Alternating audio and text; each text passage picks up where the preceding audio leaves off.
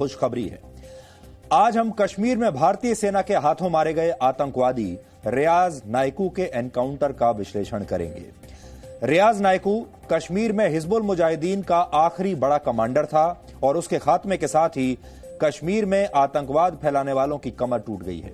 रियाज नाइकू पर 12 लाख रुपए का इनाम था और बुरहान वानी के मारे जाने के बाद वो कश्मीर में आतंक का पोस्टर बॉय बना हुआ था। इस आतंकवादी के एनकाउंटर के साथ ही हंदवाड़ा के शहीदों का बदला भी आज पूरा हो गया। लेकिन आज हम उन लोगों को भी एक्सपोज करेंगे जो आज बहुत दुखी हैं, जो इस आतंकवादी के एनकाउंटर के बाद इसे इंसानियत का मसीहा बताने की कोशिश में जुटे हुए हैं। कोई इसे पेंटिंग का शौकीन बता रहा है, तो कोई इसे गरीब दर्जी का मासूम बेटा कह रहा है और कोई इसे गणित का अध्यापक बता रहा है। अच्छी बात यह है कि इस आतंकवादी का शव उसके परिवार को नहीं सौंपा जाएगा और हम शुरू से ये कहते आ रहे हैं कि आतंकवादियों से उनका अंतिम संस्कार का अधिकार छीन लिया जाना चाहिए और अब ठीक ऐसा ही हो रहा है, क्योंकि ये सारे लोग शायद ये समझते हैं कि आतंक फैलाने के बाद इन्हें जन्नत नसीब होगी और जन्नत में 72 हूर इनका इंतजार कर रहे होंगी। इसके अलावा आज हम आतंकवादियों की तारीफ में कसीदे गढ़ने वालों का भी राजनीतिक गणित आपको समझाएंगे। इसके बाद हम कोरोना वायरस के बाद जारी होने वाले उस इम्यूनिटी पासपोर्ट की बात करेंगे जो संघर्ष के इस दौर में आपके सर्वाइवल का सर्टिफिकेट बनेगा। आपके शरीर में बनने वाला एक प्रोटीन लॉकडाउन और अर्थव्यवस्थाओं के दरवाजों को खोल सकता है। इस प्रोटीन को ही एंटीबॉडीज कहते हैं। पूरी दुनिया में अब यह बहस चल रही है कि संक्रमण के बाद जिनके शरीर में ये एंटीबॉडीज बन चुके हैं उन्हें ही इम्यूनिटी पासपोर्ट जारी किए जाएं, क्योंकि अब इन्हें दोबारा संक्रमण होने की आशंका बहुत कम रहेगी। और अगर ऐसा होता है तो यही लोग घर से बाहर निकल पाएंगे, यही लोग यात्राएं कर पाएंगे, यही लोग अर्थव्यवस्थाओं को भी चला पाएंगे। अंग्रेजी में 2 मशहूर कहावत हैं, हेल्थ इज वेल्थ और सर्वाइवल ऑफ द फिटेस्ट, यानी स्वास्थ्य ही सबसे बड़ी पूंजी है और जो पूरी तरह से फिट होता है वही जीवित रह पाता है। कोरोना वायरस के दौर में ये दोनों ही बातें अब चरितार्थ हो रही हैं। आपकी इम्यूनिटी इस बात का प्रमाण है कि आपके पास स्वास्थ्य की पूंजी है या नहीं।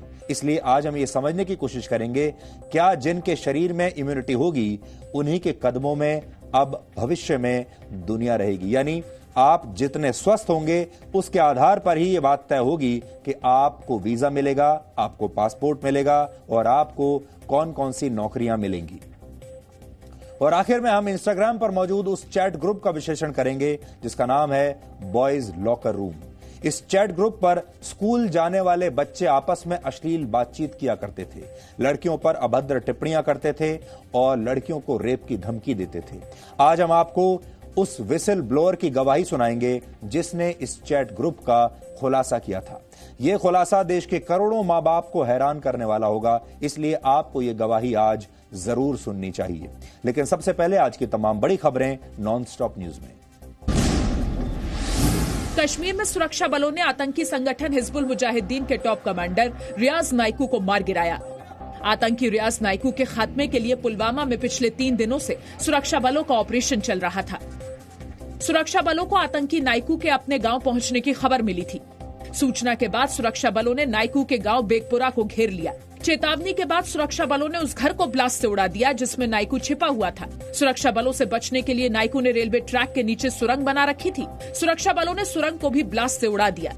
आतंकी रियाज नाइकू पर 12 लाख रुपए का इनाम था। एनकाउंटर में आतंकी नाइकू के मारे जाने के बाद भीड़ ने सुरक्षा बलों की एक गाड़ी को घेर लिया और पत्थरबाजी की।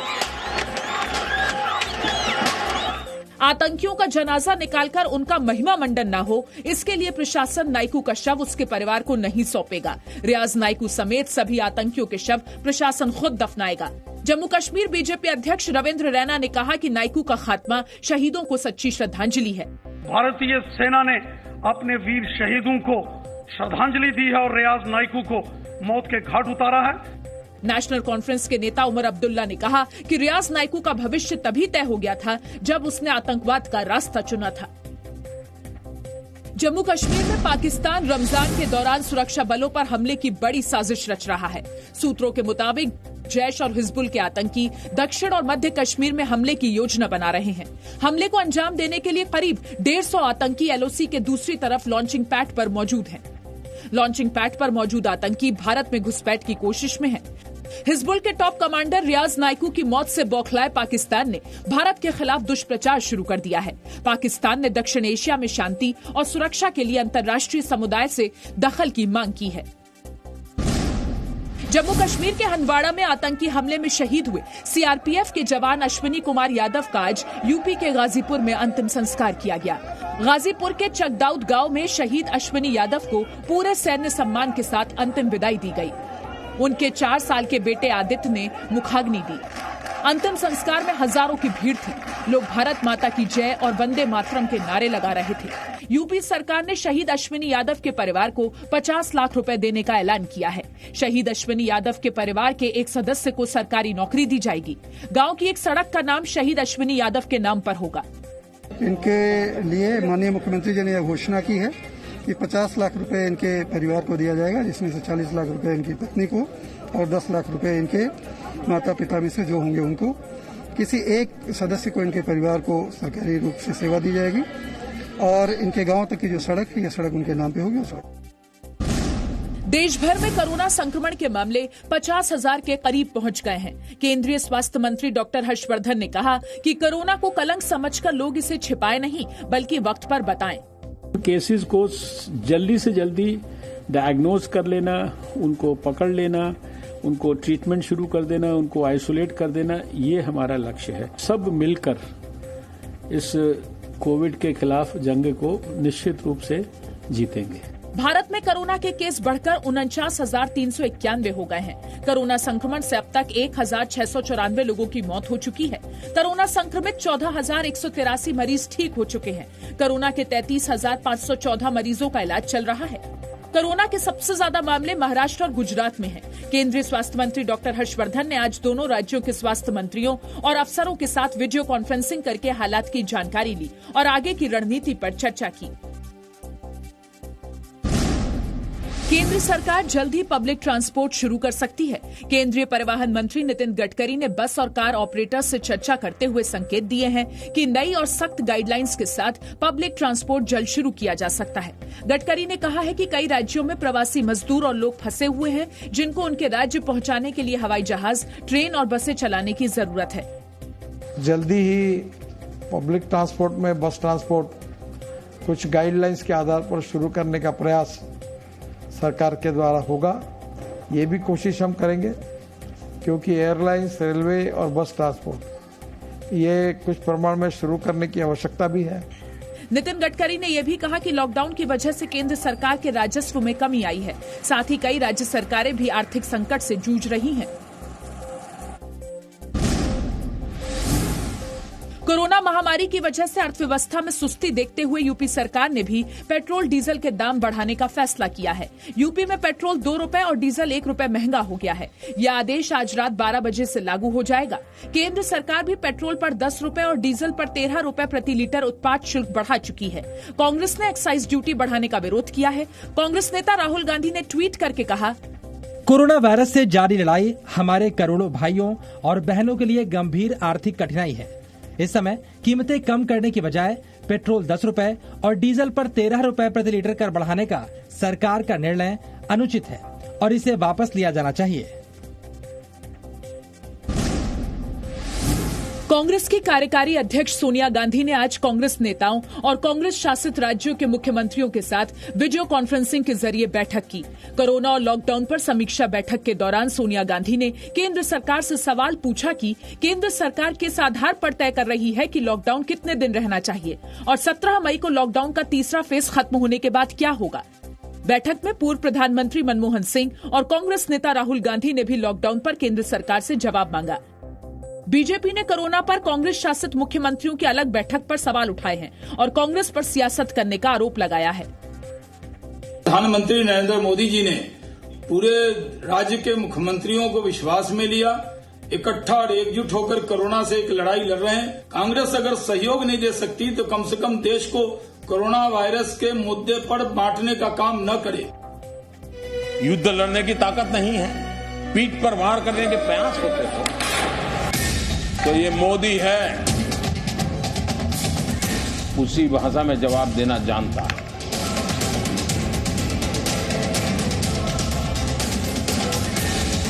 जहां आतंकवादियों को दाना पानी मिलता है वहीं पर अब हमने टारगेट करना है। अगर हम इस पूरे भूभाग में शांति चाहते हैं तो भारत का सामर्थ्यवान होना बहुत जरूरी है। आज आप सब लोगों के लिए एक बहुत बड़ी खुशखबरी है और आज हमारे शहीदों की आत्मा को भी थोड़ी शांति जरूर मिली होगी। आज हमारे शहीदों के परिवारों को संतुष्टि मिली होगी क्योंकि हमारे जवानों ने कश्मीर में आतंक के एक बड़े चेहरे का नामो निशान मिटा दिया है। आतंकवादी संगठन हिजबुल मुजाहिदीन का आखिरी बड़ा कमांडर रियाज नाइकू आज मारा गया है। रियाज नाइकू का एनकाउंटर सुरक्षा बलों के लिए कितनी बड़ी कामयाबी है, इसका अंदाजा इसी बात से लगाया जा सकता है कि यह मोस्ट वांटेड आतंकवादियों की लिस्ट में था, जिसकी तलाश पिछले 3 साल से हो रही थी। इस आतंकवादी के सिर पर 12 लाख रुपए का इनाम था। यह कश्मीर में आतंकवाद के पोस्टर बॉय बुरहान वानी के मारे जाने के बाद हिजबुल मुजाहिदीन की रीढ़ की हड्डी बन चुका था।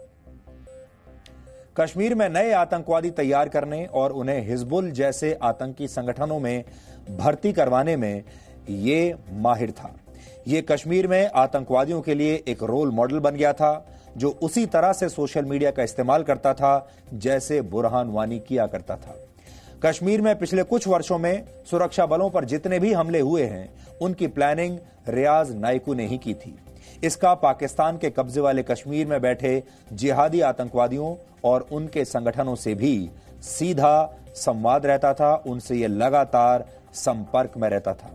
रियाज नाइकू पिछले 8 साल से कश्मीर में आतंकवाद फैला रहा था और वर्ष 2012 में वो आतंकवादी संगठन हिजबुल मुजाहिदीन से जुड़ा और बुरहान वानी के गैंग में शामिल हो गया। 2016 में बुरहान वानी जब मारा गया और 2018 तक उसके गैंग का सफाया हो गया।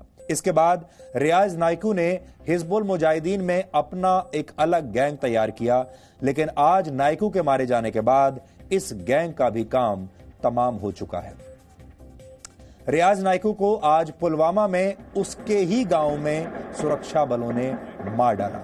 यह बहुत मुश्किल एनकाउंटर था क्योंकि रियाज नाइकू का अपना एक पक्का नेटवर्क था जिससे उसे सुरक्षा बलों की हर हलचल के बारे में, हर मूवमेंट के बारे में जानकारी पहले से ही मिल जाती थी। इसलिए वो 3 साल से हर बार बच जाता था। जैसे ही सुरक्षा बल उसकी तरफ चलते थे उसे पहले से खबर मिल जाती थी। इसके अलावा रियाज नाइकू का दक्षिण कश्मीर के इलाके में काफी खौफ था। किसी भी मुखबिर के बारे में जानकारी मिलने पर वो ISIS के स्टाइल में उसकी हत्या कर देता था। सुरक्षा बल और जम्मू कश्मीर पुलिस के जवान अक्सर उसके निशाने पर रहते थे और आपको याद होगा जब कई जवान और कई पुलिस वालों को जब उनका अपहरण होकर उनकी हत्या होती थी, उनमें भी इसी आतंकवादी का हाथ होता था।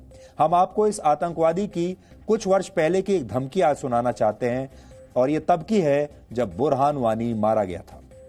हम हिंदुस्तान को तब तक चैन और सुकून से नहीं जीने देंगे जब तक कि हिंदुस्तान यहाँ से न निकलेगा और हम हिंदुस्तानी फौज को उसी तरह संदूकों में पैक करके भेज देंगे जिस तरह हाल ही में 15 अगस्त के दिन कमांडर प्रमोद कुमार को भेजा।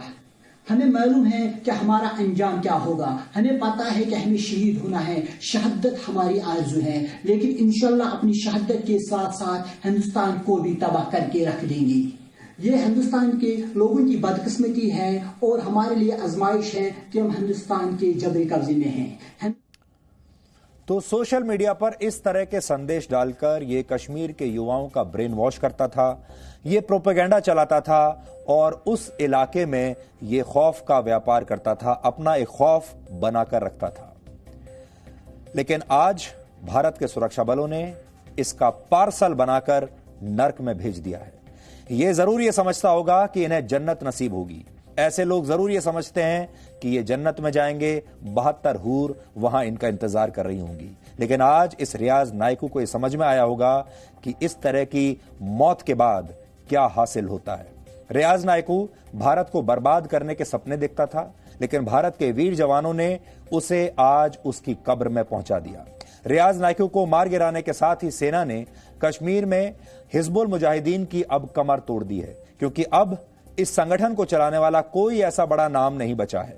रियाज नाइकू के मारे जाने से कश्मीर में नए आतंकवादियों की भर्ती में भी बहुत कमी आएगी और इससे भारतीय सेना का मनोबल भी जरूर बढ़ेगा, जिस पर पिछले कुछ दिनों से बड़े हमले हुए हैं। आपने देखा होगा हमारे कई जवान हाल ही के दिनों में शहीद हुए हैं। आज भारतीय सेना ने, हमारे सुरक्षा बलों ने उनका बदला ले लिया। रियाज नाइकू जैसे आतंकवादी भारत के सबसे बड़े दुश्मन हैं। ये आतंकवादी हमारे शहीद जवानों और उनके परिवारों के गुनहगार हैं। लेकिन यह बहुत दुख की बात है कि भारत में ही एक वर्ग इन्हीं आतंकवादियों के लिए ऐसी बातें, ऐसे शब्द लिखता है जिससे इन आतंकवादियों के लिए हमदर्दी जुटाई जा सके। हमारे यहां ही कई ऐसे मीडिया हाउस हैं, अखबार हैं, न्यूज चैनल्स हैं जो रियाज नाइकू की वो बातें बता रहे हैं जिनका कोई मतलब ही आज नहीं है। कोई रियाज नाइकू को एक गरीब टेलर का मासूम बेटा बता रहा है, तो कोई ये बता रहा है कि रियाज नाइकू को पेंटिंग का कितना शौक था। कोई उसे गणित का अध्यापक बता रहा है जो आतंकवादी बन गया मजबूरी में, तो कोई उसे हिजबुल मुजाहिदीन का नेता बता रहा है। हम भी चाहते तो रियाज नाइकू के बारे में ऐसी जानकारियां दे सकते थे, लेकिन ये जानकारियां बिल्कुल महत्वपूर्ण नहीं है, ये प्रोपेगेंडा का एक हिस्सा है। सबसे अहम बात यह है कि रियाज नाइकू एक आतंकवादी था और देश का दुश्मन था। उसके बारे में ऐसा बताना कि वो एक आम इंसान था, ये उसके अपराधों को कम करने की कोशिश करने जैसा है। और आपने देखा होगा ऐसे बहुत सारे हमारे देश के पत्रकार हैं, बुद्धिजीवी हैं जो ये कहने लगते हैं कि ये आतंकवादी इसलिए बना क्योंकि इस पर सेना ने अत्याचार किए थे, ये आतंकवादी इसलिए बना क्योंकि एक बार किसी सैनिक ने इसे थप्पड़ मार दिया था, ये आतंकवादी इसलिए बना क्योंकि इसने बड़े बड़े सपने देखे थे और वो सपने चूर चूर हो गए, वो सपने टूट गए। और ऐसा हमने पहली बार नहीं देखा। जब बुरहान वानी को भारतीय सेना ने मार गिराया था तब भी उस बुरहान वानी को गरीब हेडमास्टर का एक मासूम बेटा बताने वाले लोग अचानक से सामने आ गए थे। यही इस देश का सबसे बड़ा दुर्भाग्य है। रियाज नाइकू जैसे आतंकवादियों को आम इंसान की तरह पेश करने की कोशिश में जो लोग उसके लिए ऐसी बातें आज लिख रहे हैं, उन्हें इन बातों पर आज शर्म आनी चाहिए। और आप सब लोगों को भी ऐसे लोगों को पहचान कर उनके नाम अपनी डायरी में नोट कर लेने चाहिए। लेकिन इस देश में आज भी ऐसे लोग हैं जिनकी हमदर्दी रियाज नाइकू जैसे आतंकवादियों के साथ है, जिनकी कलम उनके खिलाफ अभी लिखने में कांप रही है। उनके हाथ कांपते हैं, उनके होंठ कांपते हैं आतंकवादियों के खिलाफ कुछ भी कहने में। आपने देखा होगा हमारे ऐसे बहुत सारे नेता भी हैं जो जब पुलित्जर प्राइज मिला 3 भारतीय पत्रकारों को, फोटो जर्नलिस्ट को, तो तुरंत उन्हें बधाई दे दी, लेकिन सुरक्षा बलों को बधाई नहीं दे रहे। रियाज नाइकू का असली बायोडेटा यही है कि वो कश्मीर के युवाओं को गुमराह करके उन्हें आतंकवादी बनाता था, यानी आतंकवादियों की भर्ती करता था। वो हमारे सुरक्षा बलों के जवानों और जम्मू कश्मीर पुलिस के जवानों पर हमले करवाता था। पुलिस के कई जवानों को उसने किडनैप करवाया था और किडनैप करके उनकी हत्या करवाई थी। कश्मीर के गांवों के कई सरपंचों की भी उसने हत्या की थी। यानी जो भी भारत के पक्ष की बात करता था, विकास की बात करता था, तिरंगे की बात करता था, उसे ये आतंकवादी किडनैप करवा लेता था या उसकी हत्या कर देता था। उसने कश्मीर के कई नागरिकों को पुलिस और सेना का मुखबिर बताकर उनकी हत्या की। वो सेब के किसानों और कारोबारियों को लूटता था और उनसे वसूली करता था। ये आतंकवादी अफीम और भांग के नशे के कारोबार से भी जुड़ा हुआ था, यानी इसके अंदर दुनिया का हर ऐब था। सबको पता है कि कितने मुश्किल हालात में हमारे जवान इन आतंकवादियों से कश्मीर में लड़ते हैं। सुरक्षा बलों के सामने एक तरफ हथियारों से लैस आतंकवादी होते हैं, तो दूसरी तरफ इन आतंकवादियों को बचाने के लिए पत्थरबाज आ जाते हैं। ये पुलवामा के बेगपुरा में उसी जगह की तस्वीरें हैं जहां पर रियाज नाइकू का एनकाउंटर चल रहा था। आप इन तस्वीरों में देखिए किस तरह से इस इलाके के लोग सुरक्षा बलों की गाड़ियों पर, इस गाड़ी पर हमला कर रहे हैं, किस तरह से पथराव हो रहा है। गाड़ी को चारों तरफ से लोकल लोगों ने घेर लिया है। कई पत्थरबाज सुरक्षा बलों की उस गाड़ी के ऊपर चढ़ गए हैं। और हैरानी की बात यह है कि ये वही लोग थे जिन्हें सुरक्षा बलों ने एनकाउंटर शुरू होने से पहले उनके घरों से बाहर सुरक्षित निकाला था, जिससे इन लोगों पर कोई खतरा ना आए, इन्हें कोई चोट ना लगे। लेकिन यही एहसान फरामोश लोग बाद में सुरक्षा बलों पर पत्थर फेंक रहे थे। यहाँ सबसे बड़ी बात यह है कि इन्हीं तस्वीरों को कश्मीर में मानवाधिकार की तस्वीरें बनाकर पेश किया जाता है। और ऐसी तस्वीरों से ही पुलित्जर अवार्ड भी जीते जाते हैं। इन्हीं तस्वीरों को कश्मीर का कोई फोटो जर्नलिस्ट खींचेगा, इन तस्वीरों को, उसके बाद अंतर्राष्ट्रीय स्तर पर इन्हें भेज दिया जाएगा और फिर इन्हीं को बड़े बड़े पुरस्कार मिले जाएंगे और जिसमें दिए जाएंगे और फिर उसमें यह बताया जाएगा कि देखिए कितना अत्याचार हो रहा है कश्मीर के युवाओं पर।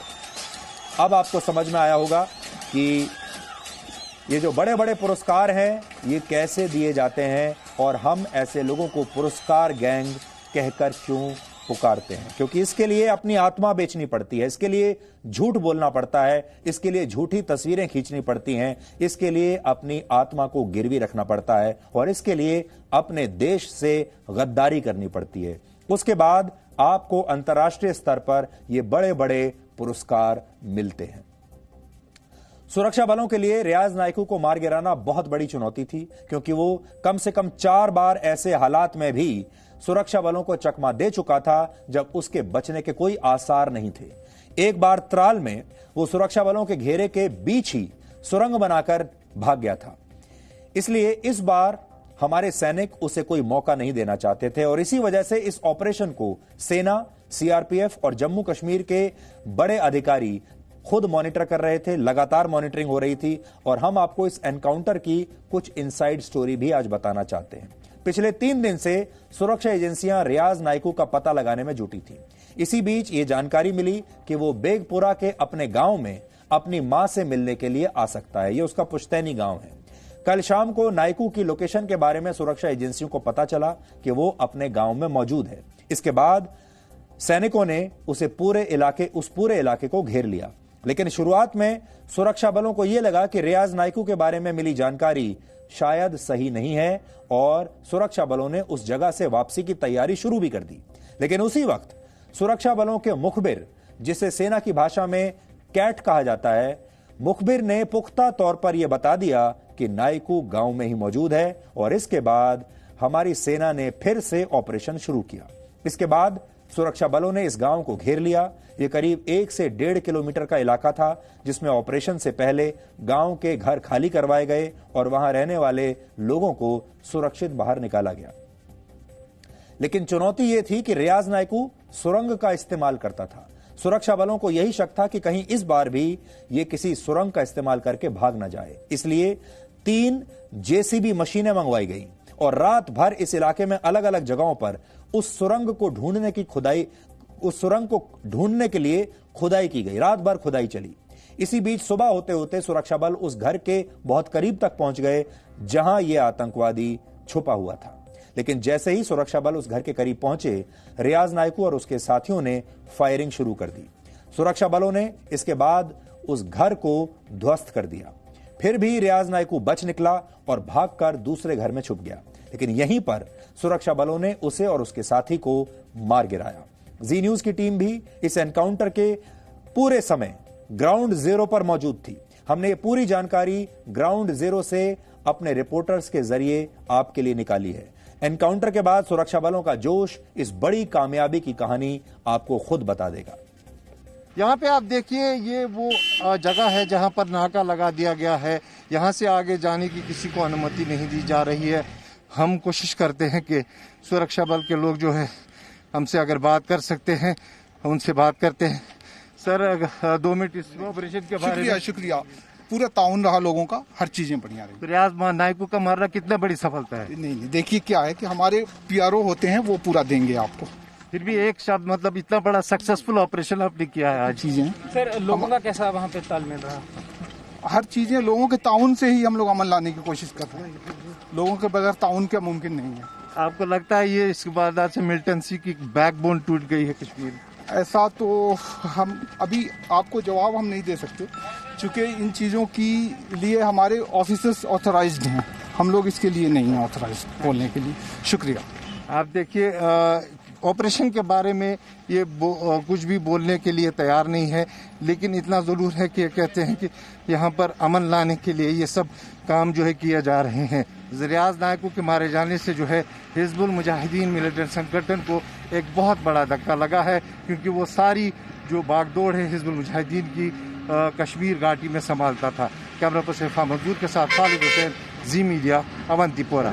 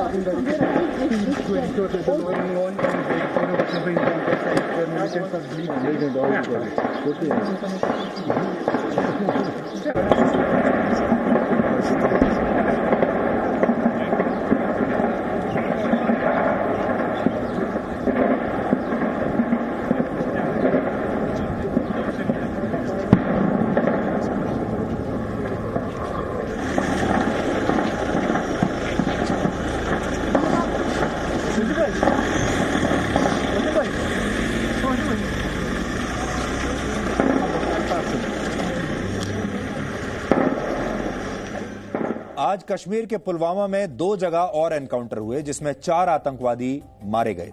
चारों आतंकवादियों के शव उनके परिवारों को नहीं दिए गए हैं और इस बात को सुनकर हो सकता है कि कुछ मानवाधिकार संगठन और हमारे यहाँ के डिजाइनर पत्रकार इस बात के विरोध में खड़े हो जाएं और आतंकवादियों के मानवाधिकारों की दुहाई देने लगें, लेकिन ये बिल्कुल सही किया गया है। और आपको याद होगा, हम ये लगातार कहते रहे हैं कि इन आतंकवादियों को अंतिम संस्कार का कोई अधिकार होना ही नहीं चाहिए। इन आतंकवादियों के शव उनके परिवारों को बिल्कुल नहीं दिए जाने चाहिए, क्योंकि इन आतंकवादियों के अंतिम संस्कार के जरिए इन्हें हीरो बनाया जाता है, जुलूस निकाला जाता है, फिर उसका चारों तरफ प्रचार प्रसार किया जाता है और इन्हें हीरो के तौर पर प्रोजेक्ट किया जाता है। और कश्मीर में इन्हीं तस्वीरों को देखकर फिर नए आतंकवादी तैयार किए जाते हैं।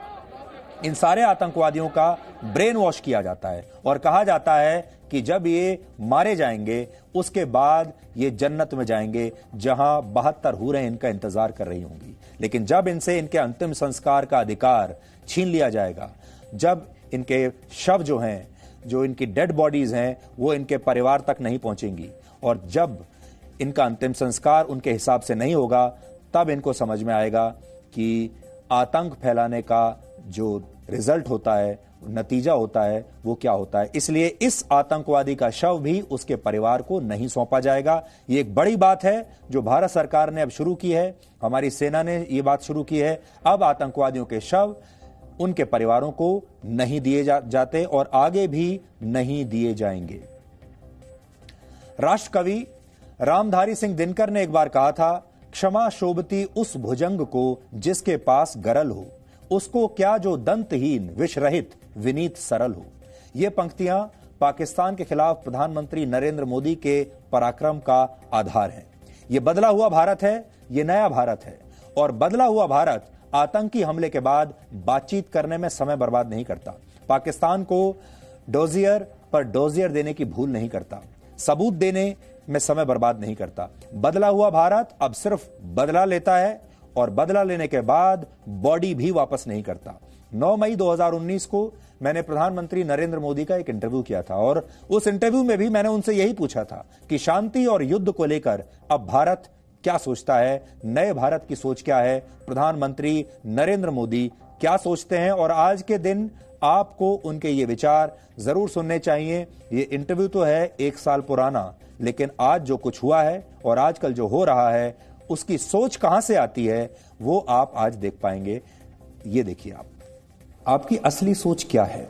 आप शांति में विश्वास करते हैं, युद्ध में विश्वास करते हैं, दोनों में करते हैं, और ये आपके अलग अलग रूप जो हैं कि अभी आपने शांति की बात की लेकिन उस वक्त आप युद्ध की भी बात सोच रहे हैं। ये स्विच ओवर कैसा है? युद्ध किसी भी समस्या का समाधान नहीं है, ये मेरा वैचारिक अधिष्ठान है। लेकिन शांति निर्बल लोगों के नसीब नहीं होती है, समर्थ को ही शांति मिलती है, और समर्थ ही शांति का माहौल में कैटलिक एजेंट बन सकता है। अगर हम इस पूरे भूभाग में शांति चाहते हैं तो भारत का सामर्थ्यवान होना बहुत जरूरी है। आप सामर्थ्यवान नहीं होगे तो सिवाय अशांति आपके नसीब कुछ नहीं आएगा।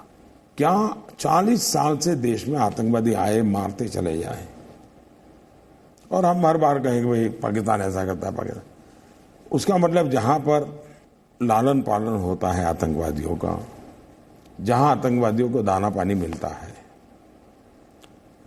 वहीं पर अब हमने टारगेट करना चाहिए। तो ये नया भारत है जहां आतंकवादी ज्यादा दिन तक टिक नहीं पाएंगे, और जब मारे जाएंगे तो उनके शव भी उनके परिवार तक कभी पहुंचेंगे नहीं। ये नई चीजें हैं। अब भारत बदल रहा है, और आज हमें बड़ी खुशी है क्योंकि पिछले 2-3 दिन से आप सब लोग भी हमारे शहीदों के अंतिम संस्कार देखते देखते थक चुके होंगे।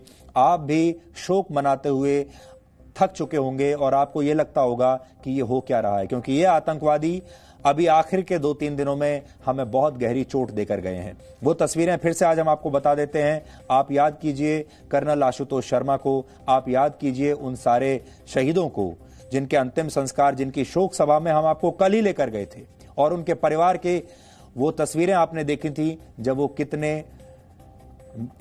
दुखी नजर आ रहे थे, और वो ये सोच रहे थे कि न जाने हमारे इन शहीदों का बदला कब लिया जाएगा, लेकिन ये बदला 24 घंटे के अंदर ही ले लिया गया। इसलिए आज हमें बड़ी खुशी है कि हम शहीदों के इन परिवारों को आज कुछ कह सकते हैं। हालांकि ये शहीद तो हमारे वापस नहीं आएंगे, जो चला गया वो लौटेगा नहीं। हमें बड़ी खुशी होती है आज कि ये जो शहीद हुए हमारे सैनिक, इन्हीं के हाथों ये आतंकवादी अगर मारा जाता तो और भी हमें बड़ा अच्छा लगता।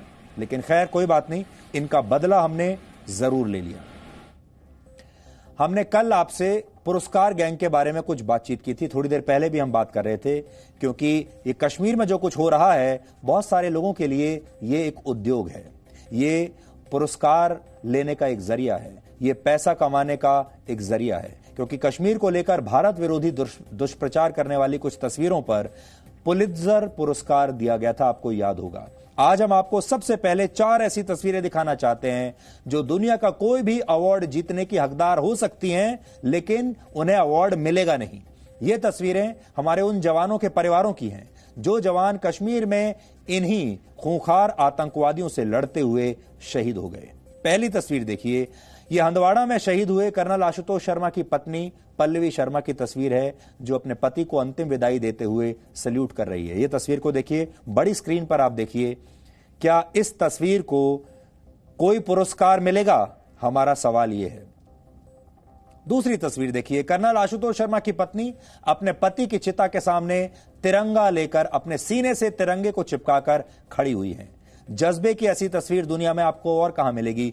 क्या इस तस्वीर को कोई पुरस्कार मिलेगा? तीसरी तस्वीर देखिए, यह शहीद कर्नल शर्मा की मां की तस्वीर है, जो अपने बेटे को अंतिम विदाई दे रही हैं और सल्यूट कर रही हैं। उनकी आंखों से आंसू निकल रहे हैं। क्या 80 वर्ष की इस बुजुर्ग मां की इस भावुक तस्वीर को कोई पुरस्कार मिलेगा? और उनके पीछे देखिए, कर्नल शर्मा की पत्नी आंख बंद करके कुछ सोच रही हैं, शोक मना रही हैं। इस तस्वीर को क्या पुलित्जर प्राइज मिलेगा? अब चौथी तस्वीर दिखाते हैं। हंदवाड़ा में शहीद हुए मेजर अनुज सूद की पत्नी आकृति की तस्वीर है, जो ताबूत में रखे अपने पति के पार्थिव शरीर के पास बैठी हैं और बेबसी से देख रही हैं। क्या इस तस्वीर को कोई अंतर्राष्ट्रीय पुरस्कार मिलेगा? आज हम पुरस्कार गैंग के लोगों से पूछना चाहते हैं कि क्या यह तस्वीर किसी पुलित्जर अवार्ड के लायक नहीं है? क्यों ऐसी तस्वीरें, बहुत साधारण तस्वीरें बना दी जाती हैं और इन पर कोई बात नहीं करता? जब कोई सैनिक शहीद होता है तो सिर्फ वही बलिदान नहीं देता, उसके साथ उसका पूरा परिवार बलिदान देता है। लेकिन क्यों इन परिवारों का दर्द दुनिया में किसी और को दिखाई नहीं देता? क्या सिर्फ एक तरफा तस्वीरें ही जो एक तरफा बात बताती हैं, एक तरफा पक्ष लेती हैं, क्या उन्हीं तस्वीरों को पुरस्कार दिया जाएगा? पिछले कई दशकों में भारत के बड़े बड़े बुद्धिजीवी और बड़े बड़े पत्रकार पुरस्कार गैंग का हिस्सा बने हैं। जो लोग इनकी हाँ में हाँ मिलाते हैं, जो इनकी विचारधारा पर चलते हैं, उनके लिए कोई भी अवार्ड जीतना बड़ी बात नहीं है। ऐसे ही लोगों को अवार्ड मिलता है। इन लोगों ने ऐसी परंपरा बना दी है जिसमें भारत विरोधी एजेंडा चलाने वालों को खोज खोज कर निकाला जाता है और उन्हें सम्मानित किया जाता है। और इसी की वजह से देश विरोधी दुष्प्रचार करने वालों को हिम्मत मिलती है, ताकत मिलती है। ये लोग अंतर्राष्ट्रीय स्तर पर इसी दुष्प्रचार में जुट जाते हैं।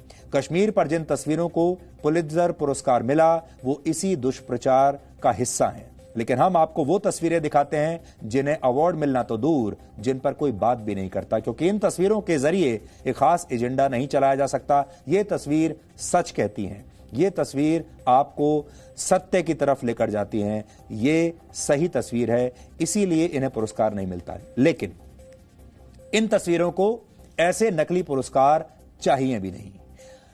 इन तस्वीरों को पुरस्कार आप लोग देते हैं। इस देश के करोड़ों लोग इन तस्वीरों को सम्मान की दृष्टि से देखते हैं, इन परिवारों का सम्मान करते हैं, इन्हें प्यार करते हैं, इन्हें अपना परिवार मानते हैं। और जब आप इन तस्वीरों को देखकर आपकी आंखों में एक आंसू भी अगर आता है तो वो इन तस्वीरों के लिए, इन शहीदों के लिए सबसे बड़ा सम्मान होता है। इसलिए आज हम ये कह भी नहीं रहे कि इन तस्वीरों में आपको, हमें कोई इन तस्वीरों को पुरस्कार दिलाना है। हमें कोई पुरस्कार नहीं चाहिए। हम सिर्फ ये चाहते हैं कि आप लोग इन तस्वीरों को अपने अपने दिल से पुरस्कार देते रहिए, वही सबसे बड़ा पुरस्कार है।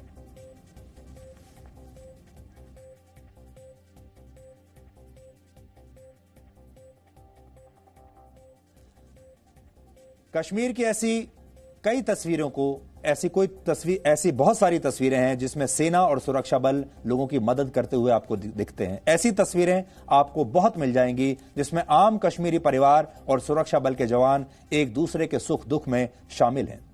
अभी कोरोना का संकट काल चल रहा है तो सुरक्षा बल इस मुसीबत में फंसे हर कश्मीरी की मदद कर रहे हैं। सेना और सुरक्षा बल कश्मीर के लोगों की जान बचाने से लेकर उन्हें जरूरत का सामान पहुंचाने में जुटे हैं।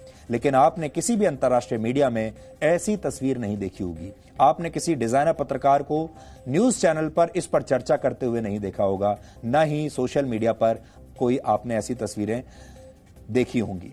जो तस्वीरें सोशल मीडिया पर ऐसी आती हैं उन्हें हम जैसे और आपके जैसे लोग ही पोस्ट करते हैं। आपने किसी नेता, किसी बुद्धिजीवी या किसी पत्रकार को इन तस्वीरों पर बधाई देते हुए नहीं देखा होगा, इसीलिए इन्हें पुरस्कार नहीं मिलता। अब आपको कश्मीर की एक और तस्वीर दिखाते हैं। यह तस्वीर भी आपसे एक सवाल पूछ रही है और वो सवाल यह है, क्या इस तस्वीर को कोई अंतर्राष्ट्रीय पुरस्कार मिलेगा? यह तस्वीर देखिए, इस बच्ची को देखिए। आपको जो बच्ची दिख रही है रोते हुए, वो तस्वीर 8 वर्ष की जोहरा की है। जोहरा जम्मू कश्मीर के एक शहीद पुलिसकर्मी की बेटी है। जोहरा के पिता अब्दुल रशीद शाह की 2017 में आतंकवादियों ने कश्मीर के अनंतनाग में गोली मारकर हत्या कर दी थी। यह तस्वीर उस वक्त की है जब जोहरा को बताया गया कि उसके पिता अब जिंदा नहीं है। जोहरा उस वक्त कह रही थी कि वो अपने पिता को जाने नहीं देगी। घर वाले उसे दिलासा दे रहे थे और उसके पिता, और कह रहे थे कि उसके पिता एक दिन जरूर लौटकर आएंगे। तो जो अंतर्राष्ट्रीय पुरस्कारों की जूरी होती है, जो बड़े बड़े अंतर्राष्ट्रीय पत्रकार हैं, डिजाइनर पत्रकार हैं, बुद्धिजीवी हैं, उनके दिल इन तस्वीरों को देखकर पसीजते नहीं, क्योंकि उन्हें किसी और चीज के लिए पैसा मिलता है, उन्हें किसी और चीज के लिए रखा गया है। उनके आका कहीं और बैठे हुए हैं। लेकिन मुझे पूरा यकीन है इन तस्वीरों को देखकर आपका दिल जरूर पसीजा होगा, आपकी आंखों में जरूर आंसू आए होंगे। और यही इनके लिए सबसे बड़ा पुरस्कार है, यही हमारे लिए सबसे बड़ा पुरस्कार है, क्योंकि आप लोग ही इस देश की, इस दुनिया की सबसे बड़ी शक्ति हैं। कुछ लोगों के लिए शहादत ही सबसे बड़ी पूंजी बन जाती है, लेकिन आम लोग इतने खुशनसीब नहीं होते और उनके लिए स्वास्थ्य ही सबसे बड़ी पूंजी है। इसलिए आपने देखा होगा, अंग्रेजी में एक बड़ी मशहूर कहावत है जहां कहा जाता है हेल्थ इज वेल्थ, लेकिन इस कहावत को आपने कभी गंभीरता से नहीं लिया होगा, सिर्फ किताबों में पढ़कर छोड़ दिया होगा। इसी तरीके से विज्ञान के एक सिद्धांत से भी एक कहावत निकली है जो कहती है सर्वाइवल ऑफ द फिटेस्ट। ये कहावत नहीं है, असल में ये एक थ्योरी है। इस थ्योरी को कहते हैं सर्वाइवल ऑफ द फिटेस्ट। यह सिद्धांत मशहूर वैज्ञानिक चार्ल्स डार्विन ने दिया था, जिसके मुताबिक सिर्फ वही लोग जीवित रहते हैं या रहेंगे जो लगातार बदलते रहते हैं और जो सबसे फिट होते हैं। यानी इस दुनिया में पृथ्वी पर वही रहेगा जो सबसे फिट है। अब इन दोनों ही कहावतों को चरितार्थ करने का समय आ गया, इन दोनों थ्योरीज को।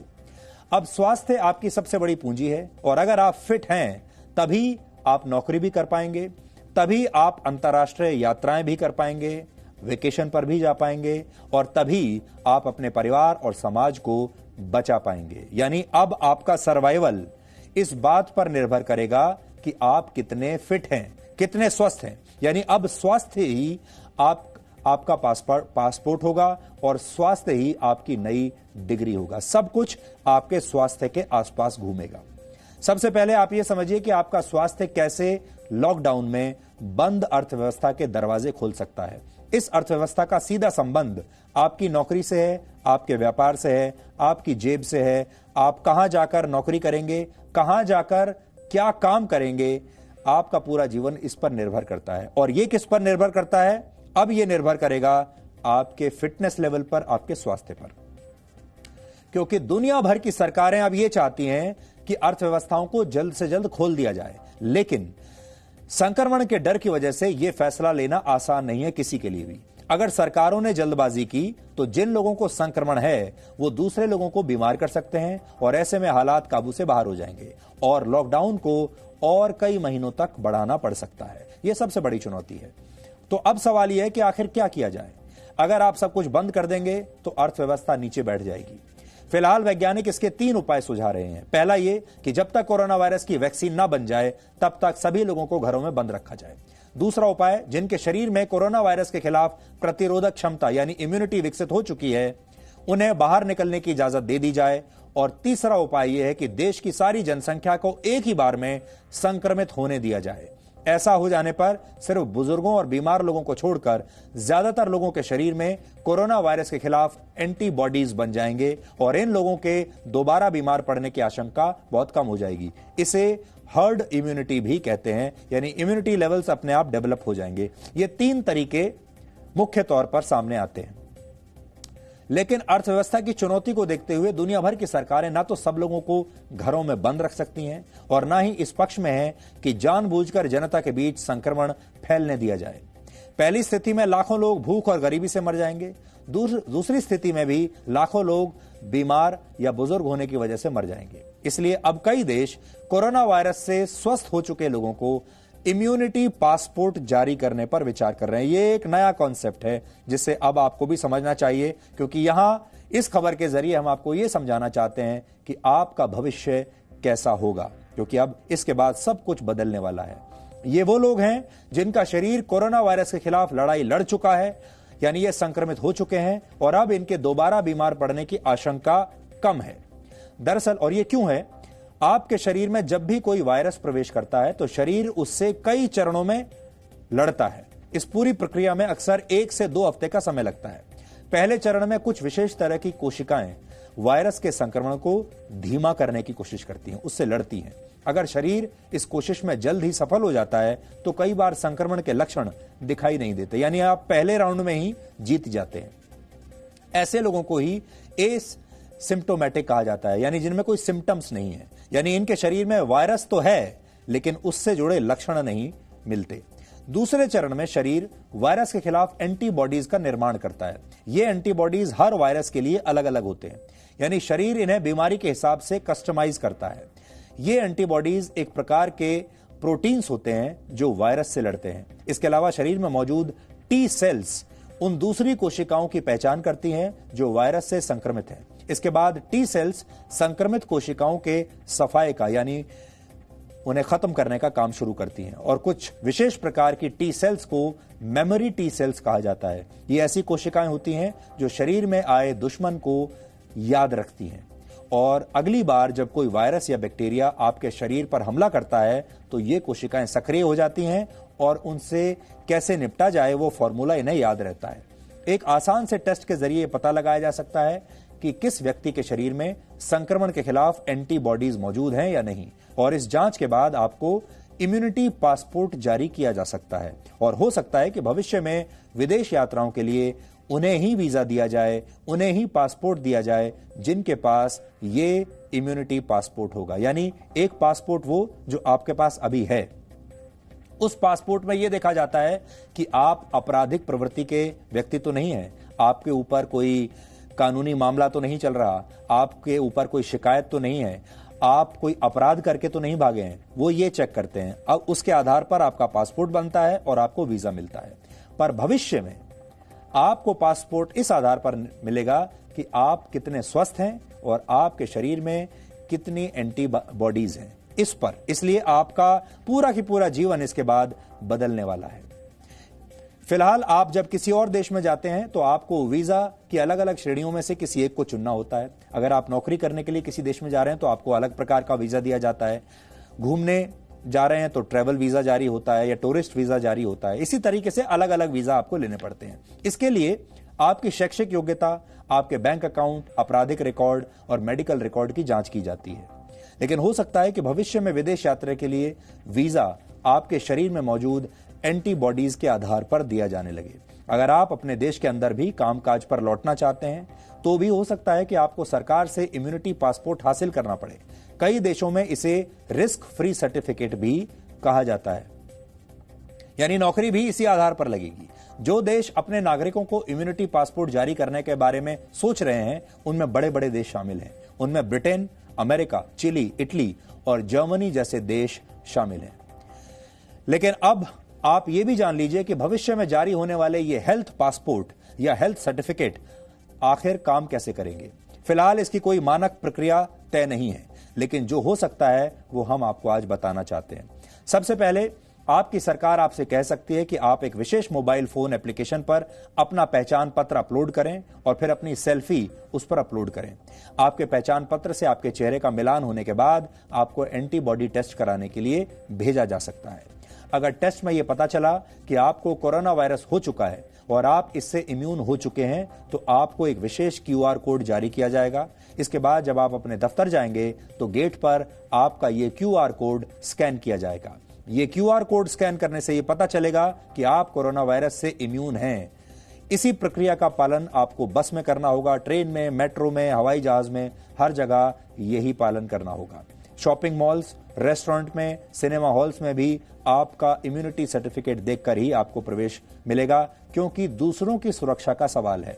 अगर आपकी इम्यूनिटी ठीक है तभी आप अंदर जा पाएंगे, अगर ठीक नहीं है तो आप नहीं जा पाएंगे, क्योंकि उसकी वजह से आप संक्रमित होंगे और फिर यह संक्रमण आप दूसरों को फैला देंगे। इसका मतलब क्या हुआ? इसका मतलब यह हुआ कि जिन लोगों की इम्यूनिटी ज्यादा है आगे के दरवाजे उन्हीं के लिए खुलेंगे, मनोरंजन भी उन्हीं का होगा, बाहर जाकर खाना भी वही लोग खा पाएंगे, उन्हें ही नौकरियों पर रखा जाएगा, विदेश यात्रा भी वही लोग कर पाएंगे। लेकिन इससे आशंका यह पैदा होती है कि आने वाले समय में पूरी दुनिया दो वर्गों में बंट जाएगी, दो हिस्सों में बंट जाएगी। एक वर्ग में वो लोग होंगे जिनके पास अलग अलग वायरस से लड़ने के लिए ताकत है, यानी इम्यूनिटी है, यानी जो पूरी तरह स्वस्थ लोग हैं, और दूसरे वर्ग में वो लोग आ जाएंगे जिनके पास ऐसी इम्यूनिटी नहीं है। और यही दो वर्ग आने वाले समय में किसी देश की राजनीति और अर्थव्यवस्था की दशा और दिशा तय करेंगे। जिनके पास इम्यूनिटी सर्टिफिकेट नहीं होगा वो अपने शरीर का ध्यान रखने लगेंगे, अपने स्वास्थ्य का ध्यान रखेंगे और अपनी इम्यूनिटी को मजबूत बनाएंगे ताकि वो भी रिस्क फ्री सर्टिफिकेट एक दिन हासिल कर पाएं। राजनीतिक पार्टियों को अपने घोषणा पत्र में जाति, धर्म और आरक्षण जैसी बातों की जगह स्वास्थ्य को प्राथमिकता देनी होगी, क्योंकि जब हर चीज स्वास्थ्य के आसपास घूमने लगेगी, आपका नौकरी पेशा, आपका व्यापार, आपकी यात्रा, आपका मनोरंजन, हर चीज अगर स्वास्थ्य पर आधारित होगा तो इसका मतलब यह है कि आपके देश में जो सबसे बड़ा मुद्दा होगा वो स्वास्थ्य बन जाएगा। और जो राजनीतिक पार्टियां जिन मुद्दों पर चुनाव लड़ती हैं, ये चुनावी मुद्दा भी सबसे ऊपर हो जाएगा। हर चीज स्वास्थ्य के आसपास घूमेगी और समाज के ये दो वर्ग ही चुनाव में ये तय करेंगे कि किस पार्टी की सरकार आएगी और किसकी जाएगी। और हर पार्टी जो स्वास्थ्य के मामले में अच्छा काम करेगी वही पार्टी जीतेगी, क्योंकि स्वास्थ्य सबसे बड़ी करेंसी बन जाएगी। और यहां आपको यह पता चलेगा कि ये क्यों कहा गया कि हेल्थ इज वेल्थ। इसलिए दो बातें हम आपको बार बार आपके दिमाग में आज छोड़कर जा रहे हैं, हेल्थ इज वेल्थ और दूसरा है सर्वाइवल ऑफ द फिटेस्ट, क्योंकि ये होने वाला है। यहां हम 3 मिनट का छोटा सा ब्रेक ले रहे हैं, लेकिन ब्रेक के बाद ये कहानी का दूसरा हिस्सा हम आपको बताएंगे और आपको बताएंगे कि कैसे ये इम्यूनिटी पासपोर्ट अब आपके जीवन को हमेशा के लिए बदल कर रख देगा।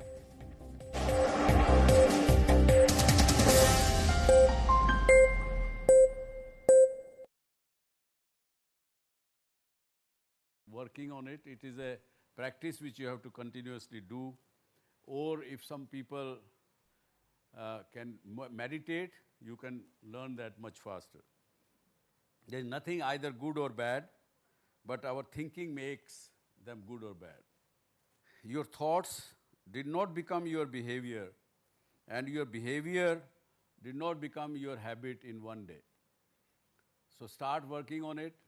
There is never late. That's the message I'm giving you. We need to constantly correct our thoughts. Then only slowly you will develop the positive thinking. With that, thank you very much. No signal, no worry. Presenting Z News app with live TV, latest updates and expert opinion. Available on Google Play and App Store. Download it now.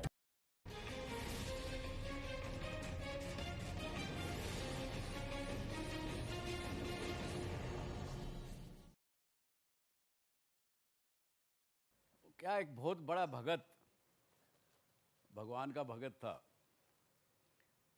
भगवान की मूर्ति पर रोज जाता था, फूल चढ़ाता था। एक दिन भगवान प्रकट हुए, बेटा क्या चाहते हो? ये लाइफ में होता नहीं है, वैसे कहानी है ये। हाँ? उसने कहा भगवान एक दिन के लिए मैं आपको आराम देना चाहता हूँ, क्योंकि आप देखो स्टैचू बने खड़े रहते हो सुबह से शाम तक, ऐसा आपका हाथ है, हिला भी नहीं सकते। तो एक दिन मैं आपकी जगह खड़ा होना चाहता हूं, ताकि एक दिन आप आराम कर लो और मुझे भी कुछ तजुर्बा मिले। तो बोले ठीक है भैया, खड़े हो जाओ, लेकिन बोलना मत बिल्कुल। पूरे दिन बोलना नहीं, कुछ हाथ पांव हिलाना नहीं, स्टैचू की तरह खड़े रहना, नहीं तो गड़बड़ हो जाएगी। ठीक है भगवान। तो खड़े हो गए। तो एक सेठ जी आए, उन्होंने वहाँ पे कहा कि भगवान मैं एक नया बिजनेस आज शुरू कर रहा हूँ, तो मेरा ख्याल रखना, मेरे बिजनेस को बहुत फ्लरिश करना। ये प्रार्थना की, प्रसाद चढ़ाया, चल दिए। गलती से उनका बटुआ वहाँ गिर गया। अब ये जो साधु था, ये जो सेवक था, उसका मन करे कि मैं उसको बता दूं कि तेरा बटुआ रह गया, लेकिन भगवान ने बोला बोलना नहीं बोला। तो दूसरी देर में गरीब आया, बोला भगवान 3 दिन से बच्चे भूखे हैं, कुछ इलाज करो भगवान। और जैसे उसने हाथ जोड़ा तो निगाह चलेगी बटुए पर, बटुआ उठाया, बोला भगवान तेरा बड़ा शुक्रिया। कहा भगवान ने मेरी सुन ली, वो बटुआ लेके चल।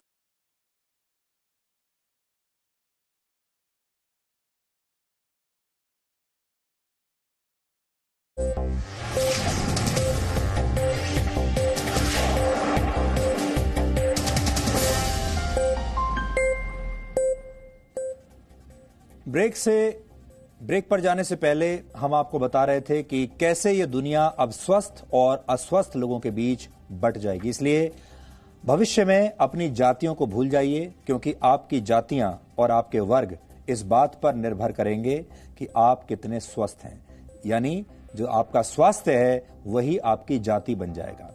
जिन लोगों के पास इम्यूनिटी पासपोर्ट होगा वो जीवन में आगे बढ़ते चले जाएंगे, और जिनके पास अच्छा स्वास्थ्य नहीं होगा उन्हें हर चीज के लिए संघर्ष करना पड़ेगा, उन्हें तैयारी करनी पड़ेगी।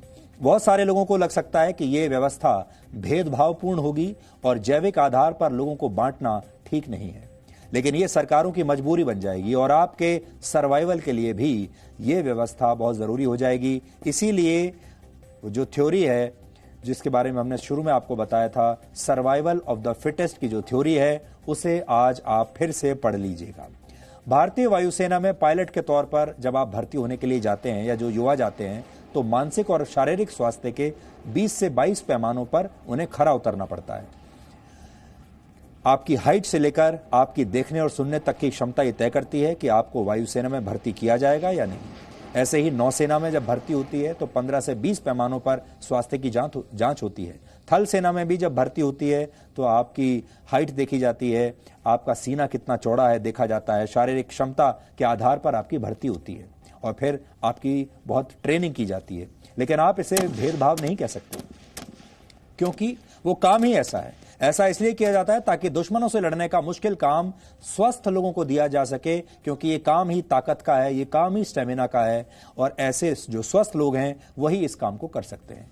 इसलिए अगर हर नौकरी का यही पैरामीटर बन जाएगा और मापदंड बन जाएगा कि इसे स्वस्थ लोग ही कर पाएंगे, तो फिर स्वस्थ लोगों को ही नौकरी भी मिलेगी। अब तक सैनिक की तरह आपको भी अपने स्वास्थ्य के प्रमाण अब आपको देने होंगे, क्योंकि कोरोना वायरस के बाद डूबती अर्थव्यवस्थाओं को ठीक करने के लिए ऐसे ही लोगों की जरूरत पड़ेगी जो युद्ध स्तर पर काम कर सकें। सोशल डिस्टेंसिंग और कॉस्ट कटिंग की वजह से बहुत सारे कर्मचारी अब निकाल दिए जाएंगे, उनकी नौकरियां चली जाएंगी या उन्हें घर से ही काम करने के लिए कह दिया जाएगा। ऐसे में ऑफिस में मौजूद एक कर्मचारी को हो सकता है 2 लोगों के हिस्से का काम करना पड़े या 3 लोगों के हिस्से का काम करना पड़े, तभी आपकी नौकरी बचेगी। इसलिए इस दौर में आपका शारीरिक और मानसिक स्वास्थ्य आपकी सबसे बड़ी पूंजी बन जाएगा, क्योंकि जब कॉस्ट कटिंग होती है तो जिस कंपनी में 100 लोग काम करते हैं वहां 50 करेंगे, जहां 50 करते हैं वहां 25 करेंगे और इन 50 लोगों को 100 लोगों के बराबर काम करना होगा, इन 25 लोगों को 50 लोगों के बराबर काम करना होगा। यानी अब आपको पहले के मुकाबले 200% ज्यादा काम करना पड़ेगा। हो सकता है आने वाले वर्षों में आपके काम के साथ साथ आपके इम्यूनिटी पासपोर्ट के आधार पर भी आपका इंक्रीमेंट तय किया जाए। आप कितना पैसा लेंगे ये भी इसी बात पर तय होगा। अभी आप जो भी फाइनेंशियल ट्रांजैक्शन करते हैं, लोन लेते हैं या कोई ईएमआई चुकाते हैं, तो उसका रिकॉर्ड क्रेडिट ब्यूरो के पास होता है। कर्ज चुकाने की आपकी क्षमता के आधार पर ही क्रेडिट ब्यूरो आपका सिबिल स्कोर तय करता है और इसी आधार पर आपको आगे लोन दिया जाता है। और आपने कभी इस पर कोई आपत्ति नहीं की, क्योंकि यह आपकी लोन चुकाने की क्षमता है। लेकिन हो सकता है आने वाले समय में कोई हेल्थ ब्यूरो आपके स्वास्थ्य के स्कोर के हिसाब से यह तय करे कि आपको कोई काम देना है या नहीं देना है, और आपका लोन भी इसी बात पर निर्भर करेगा कि आप कितने स्वस्थ हैं, क्योंकि वो इस बात पर निर्भर करेगा कि आपका शरीर कितने वर्षों तक काम करने के लायक है और कितने वर्षों तक आपका शरीर काम करके पैसा कमा सकता है। स्वास्थ्य का एकमात्र पैमाना सिर्फ इम्यूनिटी नहीं है, क्योंकि जिन देशों को सबसे स्वस्थ माना जाता है उन्हीं देशों में कोरोना वायरस के भी सबसे ज्यादा मामले सामने आए हैं। यह भी एक विरोधाभास है। Bloomberg global health index rank की 2019 की रिपोर्ट के मुताबिक स्पेन दुनिया का सबसे स्वस्थ देश है। इसके बाद इटली, आइसलैंड और जापान का नंबर आता है। लेकिन स्पेन का नाम सुनते ही आप समझ गए होंगे, स्पेन में तो कोरोना वायरस ने बुरा हाल कर दिया। तो फिर स्पेन के जो लोग इतने स्वस्थ थे उनका क्या हुआ? जबकि भारत, पाकिस्तान, अफगानिस्तान और नेपाल जैसे देश इस रैंकिंग में बहुत नीचे आते हैं। भारत इस इंडेक्स में 120वें नंबर पर है, जबकि भारत के पड़ोसी देश जैसे श्रीलंका और बांग्लादेश की स्थिति भारत से ज्यादा अच्छी है। लेकिन विरोधाभास यह है कि इन सभी देशों में विकसित देशों के मुकाबले कोरोना वायरस से संक्रमण के कम मामले सामने आए हैं। लेकिन संक्रमण के कम मामले होने का मतलब यह नहीं है कि भारतीय उपमहाद्वीप के देशों में स्वास्थ्य सुविधाएं अच्छी हैं या यहां के लोग स्वस्थ हैं, बल्कि वैज्ञानिकों के मुताबिक ऐसा इसलिए हो रहा है क्योंकि भारत समेत इन सभी देशों में स्वास्थ्य के प्रति लोगों की जागरूकता बहुत ही कम है। भारत के लोग दुनिया के कई देशों के मुकाबले ज्यादा वायरस, बैक्टीरिया और पैरासाइट से जूझते रहते हैं, लड़ते रहते हैं। यहां इतने सारे हर समय कोई ना कोई बैक्टीरिया, कोई ना कोई वायरस या कोई ना कोई पैरासाइट कोई ना कोई बीमारी लेकर फैला ही रहता है। इनमें से ज्यादातर वायरस बहुत जानलेवा नहीं होते और शरीर में मौजूद मेमोरी टी सेल्स इनसे लड़ने का तरीका याद रखती है। शायद इसीलिए भारत में कोरोना वायरस के मामले तो बढ़ रहे हैं, लेकिन इनमें गंभीर संक्रमण के मामले काफी कम है, मौत भी कम हो रही है। हालांकि अभी इस पर कई रिसर्च हो रही हैं और इसे लेकर कुछ भी पुख्ता तौर पर कहा नहीं जा सकता, लेकिन अगर भारत के लोगों के पास वाकई ये कुदरती वरदान है तो भारत को इससे आने वाले समय में बहुत फायदा हो सकता है। लेकिन स्वास्थ्य के प्रति भारत के लोगों का रुझान ज्यादा नहीं है और संक्रमण के अलावा कई और बीमारियां हर साल भारत में लाखों लोगों की जान ले लेती हैं। लेकिन क्या वायरस से लड़ने की क्षमता के आधार पर तय की गई ये नई वर्ण व्यवस्था सब लोग स्वीकार कर पाएंगे और क्या ये कड़वी सच्चाई भविष्य के भारत की प्राथमिकताएं बदल देगी? ये समझने के लिए आज हमने कुछ विशेषज्ञों से बात की। आपको इस पर उनकी राय भी सुननी चाहिए और राय अगर आप ध्यान से सुनेंगे तो आपके लिए अच्छा रहेगा, क्योंकि बात आप ही के भविष्य की हो रही है। स्वाभाविक है कि एक व्यवस्था तो बनेगी कि अगर आपकी इम्यूनिटी कमजोर है, आप में इन्फेक्शन लगने का डर है, आप अगर उससे इन्फेक्टेड होते हैं तो बीमार हो जाते हैं, तो स्वाभाविक रूप से अगर कम्युनिकेबल डिजीज का इन्फेक्शन है तो आप दूसरे को भी देंगे और जब आप दूसरे को देंगे तो उससे अच्छा है कि आपको तो बाइफरकेट किया जाएगा कि आप इम्यूनो कंप्रोमाइज्ड पीपुल हैं तो आपको हम यहाँ पर जहाँ पर गैदरिंग की संभावना है, जहाँ पर लोग समूह में काम करते हैं, वहाँ से हम आपको थोड़ा सिग्रीगेट करके रखेंगे। हो सकता है कि काम का तरीका बदल जाए कि आपको घर बैठे आपको काम का असाइनमेंट दिया जाएगा कि आप घर से ही काम कीजिए। तो मैं उसको उस रूप में नहीं देखता हूं कि एक अलग तरह की व्यवस्था होगी, एक और विभाजन होगा सोसाइटी में, बल्कि हम इस 21वीं सदी में इस साइंटिफिक चीजों को समझने की जरूरत है। आज पहली बार नहीं हुआ कि दुनिया में महामारी या बीमारी आई है। पहले HIV हुआ था तो सबको लगा था कि अगर HIV हुआ तो नौकरी नहीं मिलेगी। सब डरते थे, HIV है तो ऑपरेशन नहीं होगा, HIV है तो प्लेन में नहीं चढ़ोगे। लेकिन आज ये सब चले गया। ये सब थोड़ी देर की बात है। इसका दो कारण है। पहली बात तो ये है कि आप सबको नहीं टेस्ट कर सकते और हमेशा बार बार नहीं टेस्ट कर सकते। दूसरी बात यह है कि आज इसका इलाज नहीं है, थोड़ी देर में वैक्सीन आ जाएगा तो इलाज हो जाएगा। तीसरी बात यह रही कि अगर आज आप स्वस्थ हैं, आपको कोई बीमारी नहीं है, इसका ये मानने नहीं है कि अगर मैंने आपको नौकरी दे दी तो 15 दिन के बाद आपको कोविड नहीं होगा या इम्यून सिस्टम खराब नहीं हो सकता। तो ये चीजें ऊपर नीचे होती रहेंगी। एक्सपर्ट्स की राय इस पे बटी हुई है। हमने दोनों राय आपको दिखा दी। एक राय ये कहती है कि भविष्य में सब बदलने वाला है, दूसरी राय ये कहती है कि इस तरह की महामारियां तो आती ही रहती हैं, इससे पहले भी कुछ नहीं बदला और आगे भी कुछ नहीं बदलेगा। शारीरिक, आर्थिक, राजनीतिक और सामाजिक आधार पर लोगों के बीच असमानता सदियों से चलती आ रही है, आज भी चल रही है। आप अपनी क्षमताओं को बढ़ाकर इस असमानता को समाप्त कर सकते हैं, लेकिन स्वास्थ्य सबको समानता के अवसर नहीं देता। प्राचीन भारत में आपको याद होगा वर्ण व्यवस्था के तहत लोगों को अलग अलग काम सौंपे गए थे। इसी वर्ण व्यवस्था को बाद में जाति व्यवस्था का रूप दे दिया गया। यह व्यवस्था आज की तारीख में सिर्फ राजनीति का आधार बनकर रह गई है, लेकिन जैविक आधार पर लोगों का वर्गीकरण भविष्य की बुनियाद तय कर सकता है। मशहूर लेखक युवल नोआ हरारी अपनी एक किताब जिसका नाम है 21 lessons for the 21st century, इस किताब में लिखते हैं कि आने वाले वर्षों में लोगों के बीच ये बायोलॉजिकल खाई और बड़ी हो जाएगी। इससे पहले आप सोचते होंगे कि अमीरों और गरीबों के बीच में ही खाई है, लेकिन एक खाई ऐसी है जो बायोलॉजिकल खाई है। ये खाई पैदा होगी कंप्यूटर्स और इंसानों के बीच, क्योंकि मोटे तौर पर इंसानों के पास सिर्फ बौद्धिक और शारीरिक क्षमता होती है, लेकिन कंप्यूटर्स और आर्टिफिशियल इंटेलिजेंस मिलकर इस मामले में इंसानों को पीछे छोड़ देंगे, क्योंकि इनमें भावनाएं नहीं होती। इन लोगों को वीकली ऑफ नहीं चाहिए, इन्हें आपकी कोई बात बुरी नहीं लगती, इन्हें आलस्य नहीं आता। मशीनें पहले ही इंसानों की तुलना में ज्यादा काम कर रही हैं और आर्टिफिशियल इंटेलिजेंस मानसिक श्रम करने वाले इंसानों को भी बेरोजगार कर सकती है। इसके बाद एक दूसरी खाई, इसके बाद खाई दो और तरह के लोगों के बीच तैयार होगी। पहले वो लोग जिनके शरीर में मशीनों और कंप्यूटर्स के पुर्जे लगे होंगे और दूसरे वो जिनके पास ऐसा कुछ नहीं होगा। यानी एक वर्ग सुपर ह्यूमंस का हो जाएगा और एक वर्ग उन लोगों का होगा जो किसी काम के नहीं रह जाएंगे। ये बातें आपको सुनने में किसी साइंस फिक्शन फिल्म का हिस्सा लग रही होंगी, लेकिन सच यह है कि बायोटेक्नोलॉजी और बायो इंजीनियरिंग ने इसे संभव बना दिया है। कौन जानता है कि कोविड-19 नाम से जिस वायरस ने पूरी दुनिया में तबाही मचाई हुई है, ये वायरस कहां से आया है? ये भी हो सकता है कि ये किसी लैब से लीक हुआ हो, या ये भी हो सकता है कि ये कोई जैविक हथियार हो, क्योंकि अब आगे आपको मिसाइलों की जरूरत नहीं पड़ेगी, मेडिसिन की जरूरत पड़ेगी।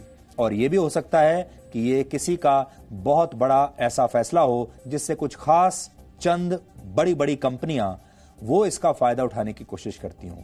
हो सकता है ये किसी दुनिया की कुछ फार्मा कंपनियों ने मिलकर कोई षड्यंत्र किया हो, कोई कुछ नहीं कह सकता। जैसा कि हमने आपको कल के डीएनए में बताया था कि कल कम्युनिस्ट विचारधारा के जनक कार्ल मार्क्स का जन्मदिन था।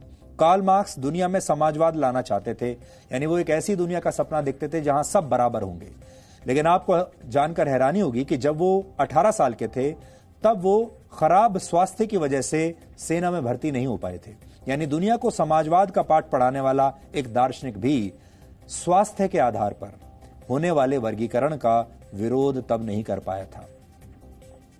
कोरोना वायरस के बाद सिर्फ वही लोग पूरी आजादी के साथ कामकाज कर पाएंगे जिनके पास इस वायरस के खिलाफ पूरी इम्यूनिटी होगी।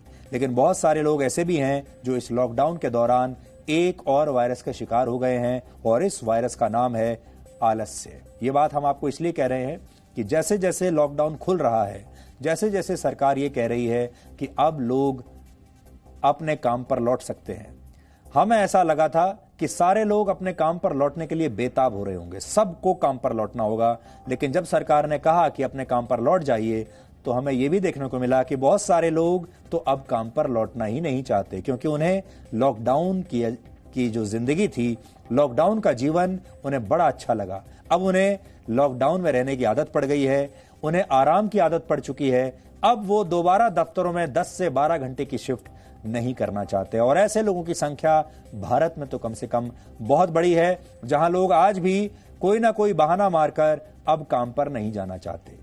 लोग पिछले कई दिनों से लॉकडाउन में हैं।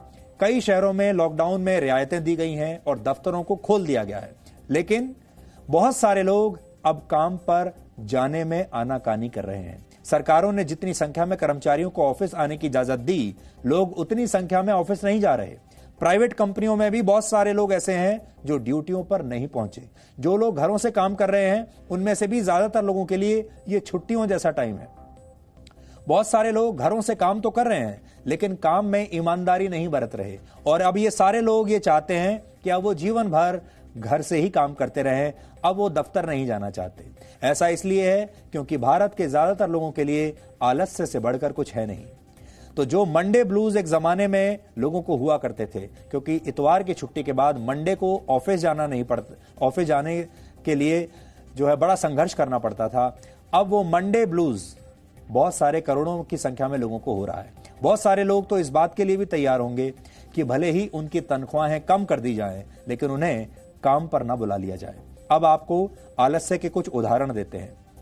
एक रिसर्च एजेंसी गॉलप द्वारा की गई एक रिसर्च के मुताबिक भारत की युवा पीढ़ी काम में ईमानदारी बरतने को लेकर गंभीर नहीं है। इस युवा पीढ़ी को आप मिलेनियल्स भी कहते हैं।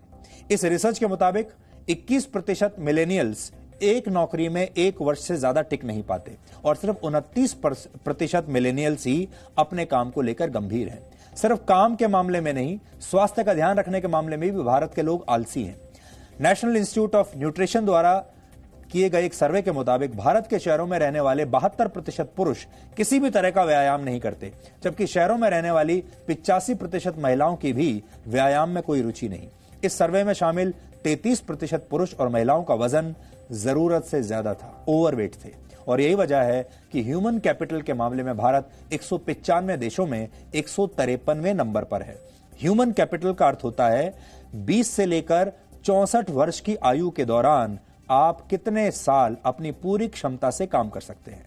यानी ऐसा मान लीजिए अपने पूरे जीवन काल में आप अपनी पूरी क्षमता से कितने वर्ष काम करते हैं। इस मामले में भारत के लोग सिर्फ 7 साल ही अपनी पूरी क्षमता से काम कर पाते हैं। इसके मुकाबले फिनलैंड के लोग 28 साल, अमेरिका के लोग 23 साल और ब्रिटेन के लोग 22 साल अपनी पूरी क्षमता के साथ काम करने में सक्षम हैं। अस्वस्थ और आलसी लोगों की वजह से भारत की अर्थव्यवस्था को हर साल करीब 20 लाख करोड़ रुपए का नुकसान होता है। यानी भारत की अर्थव्यवस्था और समाज पहले से ही स्वस्थ और अस्वस्थ और आलसी और मेहनती लोगों के बीच विभाजित है। कभी आपने इस पर ध्यान नहीं दिया और कोरोना वायरस इस विभाजन को और ज्यादा बढ़ाने का काम करेगा। लेकिन इस बार आप इस विभाजन को ध्यान से देख पाएंगे, महसूस भी कर पाएंगे, क्योंकि आप इसका हिस्सा बनेंगे। इसलिए याद रखिए, अगर आपके शरीर में रोगों से लड़ने के लिए इम्यूनिटी होगी और दिल में ईमानदारी से काम करने का जज्बा होगा, तभी आप आने वाले दौर में सफल हो पाएंगे। और इसीलिए हम बार बार कह रहे हैं, हेल्थ इज वेल्थ। इस बात को आप नोट कर लीजिए। और दूसरी जो थ्योरी है नोट करने वाली, वो ये है सर्वाइवल ऑफ द फिटेस्ट। अगर आपने इन दोनों चीजों पर काम करना शुरू कर दिया तो आपको चिंता की कोई बात नहीं है। अर्थव्यवस्था ऊपर जाए, नीचे जाएं, लोगों की नौकरियां कट हो रही हों, तनख्वाहें कम हो रही हों, लेकिन आपके साथ ऐसा कुछ नहीं होगा। अब एक और दूसरी खबर जिसके बारे में लगातार चर्चा हो रही है, खासतौर पर शहरों में तो बहुत ही चर्चा हो रही है। बॉयज लॉकर रूम, ये नाम इन दिनों चर्चा का विषय बना हुआ। आपने भी सुना होगा, बॉयज लॉकर रूम। इस इंस्टाग्राम चैट ग्रुप पर दिल्ली के कई नामी गिरामी स्कूलों के छात्र अश्लील बातें किया करते थे, लड़कियों की आपत्तिजनक तस्वीरें शेयर किया करते थे और गैंग रेप की प्लानिंग करते थे। छात्रों की इस आपराधिक मानसिकता का खुलासा इसी ग्रुप के कुछ स्क्रीनशॉट्स लीक होने के बाद हुआ और अब इसमें रोज नए नए खुलासे हो रहे हैं।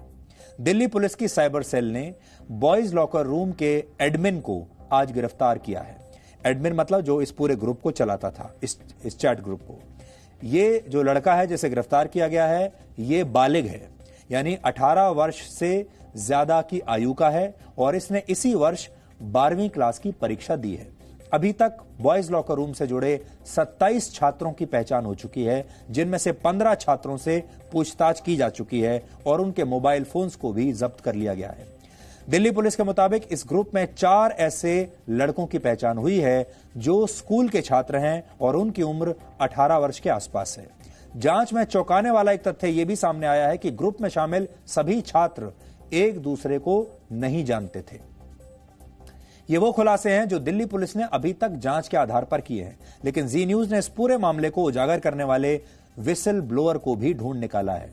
विसल ब्लोअर जिसने सबसे पहले इस मुद्दे को उठाया, जिसने जी न्यूज के कैमरे पर इस अश्लील चैट ग्रुप की जो इनसाइड स्टोरी बताई है, वो आज आप सबको हैरान कर देगी। इसलिए आपको ये ध्यान से सुनना चाहिए।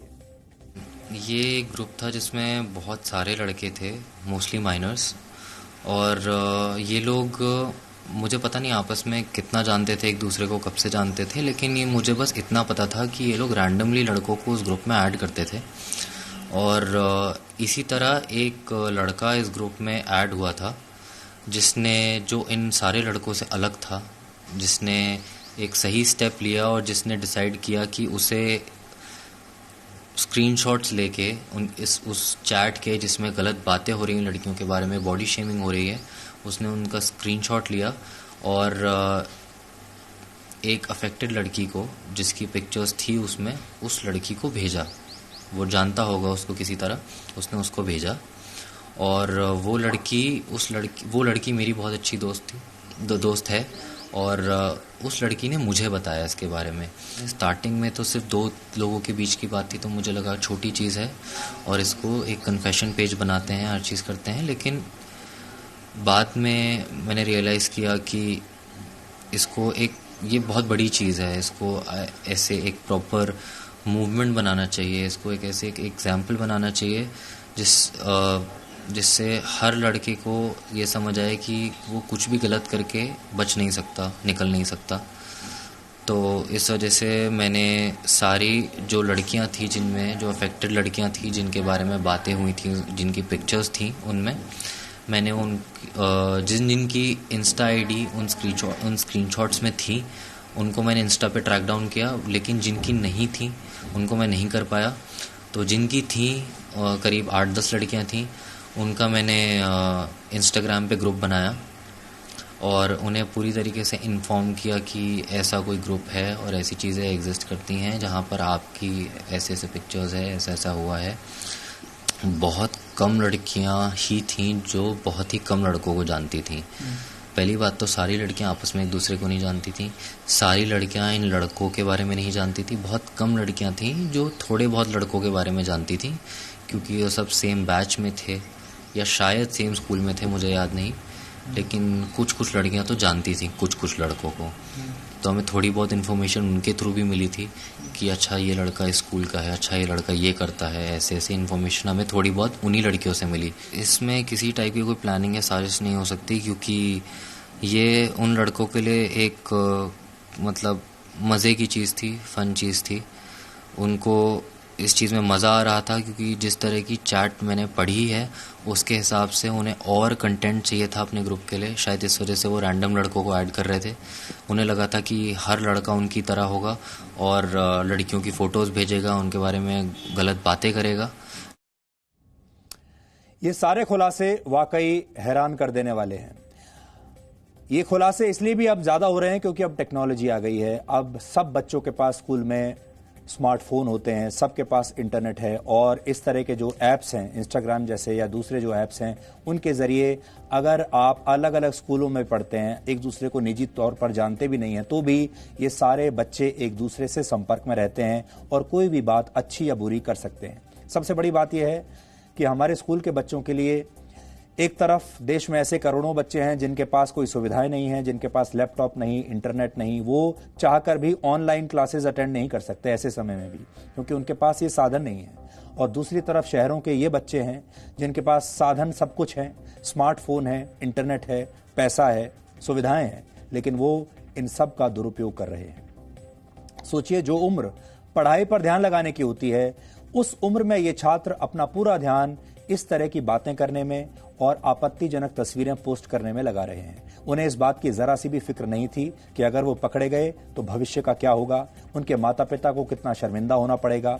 और सूत्रों से मिली जानकारी के मुताबिक बॉयज लॉकर रूम से जुड़े कई आरोपी छात्र और उनके अभिभावक अब पुलिस से माफी मांग रहे हैं। ग्रुप में जिन लड़कियों की तस्वीरें डाली गई थीं, उन सभी से भी अब माफी मांगने की बातें कह रहे हैं। लेकिन ये सिर्फ आरोपी छात्रों के माता पिता के लिए ही चिंता की बात नहीं है, बल्कि इस खबर ने हर उस माता पिता को परेशान कर दिया है जिनके बच्चे स्कूल में पढ़ते हैं, जिनके बच्चे स्मार्टफोन्स का इस्तेमाल करते हैं, जिनके बच्चे सोशल मीडिया पर एक्टिव रहते हैं। लेकिन ये बच्चे, हम यहां ये भी कहना चाहेंगे, ये बच्चे अपराधी नहीं हैं। ये बच्चे अभी कम उम्र में हैं, अभी इनकी जो सोच है वो बहुत कच्ची है। इनके साथ अपराधियों जैसा व्यवहार करना सही नहीं होगा। इसलिए चाहे वो दिल्ली पुलिस हो, चाहे वो अभिभावक हों, या फिर वो समाज के अलग अलग लोग हों, इन्हें एक बार के लिए माफ करना चाहिए और ये ध्यान इनका रखना चाहिए कि इनके दिमाग को ट्रांसफॉर्म करने की जरूरत है। इनकी जो शक्तियां हैं, इनकी जो एनर्जी है, उसे पढ़ाई की तरफ चैनलाइज करने की जरूरत है।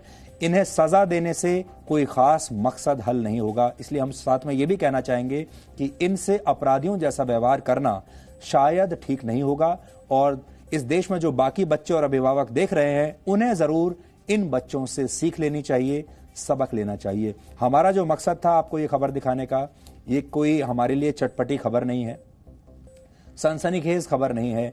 सिर्फ आपको हम ये बताना चाहते हैं कि आप अपने बच्चों पर थोड़ी नजर रखिए, और बच्चे अगर ऐसा कर भी रहे हैं तो उन्हें अपराधी मत मानिए, बल्कि उनसे प्यार से बात कीजिए और उन्हें बताइए कि सही क्या है और गलत क्या है। और हम साथ में ये भी ध्यान दे रहे हैं कि जो बच्चे इसमें शामिल हैं, उन पर सामाजिक दबाव इतना ना पड़ जाए कि वो बच्चे टूट जाएं। इस बात का भी हमें बहुत ख्याल रखना होगा।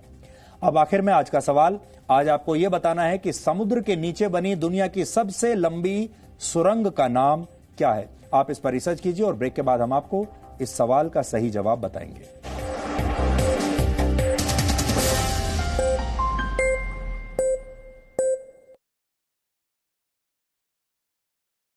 और तीसरी देर में एक सीमैन आया जो जहाज चलाते हैं, कैप्टन ऑफ शिप, कि मैं 15 दिन की एक बड़ी जर्नी पे जा रहा हूँ, कहीं तूफान उफान से बचाना, कहीं मेरा एक्सीडेंट कहीं समुद्र में डुबो ना देना।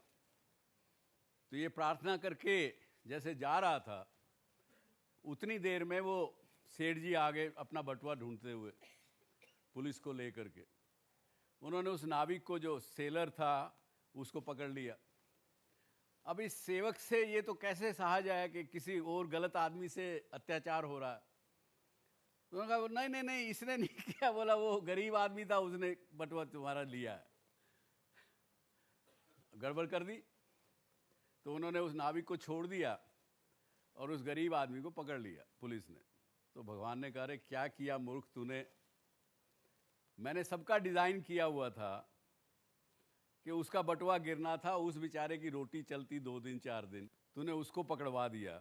और ये जो आदमी नाविक आया था, इसका तूफान में एक्सीडेंट होना बच जाता अगर ये जेल चला जाता तो। मैंने वैसा भी डिज़ाइन किया था। अब वो उसका एक्सीडेंट हो गया, होएगा, उसकी बीवी विधवा होगी। तो मेरा कहने का अर्थ ये है कि अगर पॉजिटिव रूप में देखो तो सब कुछ पॉजिटिव हो सकता है, और हम लोग हैं जो सब चीज़ों को गोबर कर देते हैं नेगेटिव सोच के।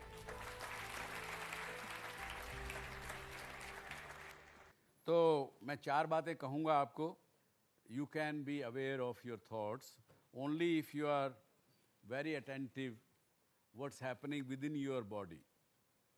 You start being aware of yourself. That is the one thing I would like to suggest, and it will not come overnight.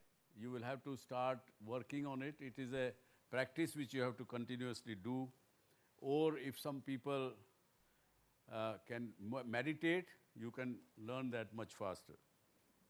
There is nothing either good or bad, but our thinking makes them good or bad. Your thoughts did not become your behavior, and your behavior did not become your habit in one day. So start working on it. There is never late. That's the message I'm giving you. We need to constantly correct our thoughts. Then only slowly you will develop the positive thinking. With that, thank you very much. No signal, no worry. Presenting Z News app with live TV, latest updates and expert opinion. Available on Google Play and App Store. Download it now.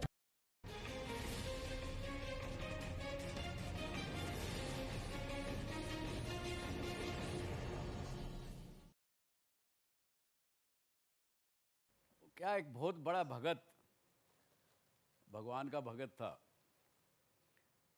भगवान की मूर्ति पर रोज जाता था, फूल चढ़ाता था। एक दिन भगवान प्रकट हुए, बेटा क्या चाहते हो? ये लाइफ में होता नहीं है, वैसे कहानी है ये। हाँ? उसने कहा, भगवान एक दिन के लिए मैं आपको आराम देना चाहता हूँ, क्योंकि आप देखो स्टैचू बने खड़े रहते हो सुबह से शाम तक, ऐसा आपका हाथ है, हिला भी नहीं सकते। तो एक दिन मैं आपकी जगह खड़ा होना चाहता हूँ, ताकि एक दिन आप आराम कर लो और मुझे भी कुछ तजुर्बा मिले। तो बोले ठीक है भैया, खड़े हो जाओ, लेकिन बोलना मत बिल्कुल। पूरे दिन बोलना नहीं, कुछ हाथ पांव हिलाना नहीं, स्टैचू की तरह खड़े रहना, नहीं तो गड़बड़ हो जाएगी। तो ठीक है भगवान। तो खड़े हो गए। तो एक सेठ जी आए, उन्होंने वहाँ पे कहा कि भगवान मैं एक नया बिजनेस आज शुरू कर रहा हूँ, तो मेरा ख्याल रखना, मेरे बिजनेस को बहुत फ्लरिश करना। ये प्रार्थना की, प्रसाद चढ़ाया, चल दिए। गलती से उनका बटुआ वहाँ गिर गया। अब ये जो साधु था, ये जो सेवक था, उसका मन करे कि मैं उसको बता दूं कि तेरा बटुआ रह गया, लेकिन भगवान ने बोला बोलना नहीं बोला।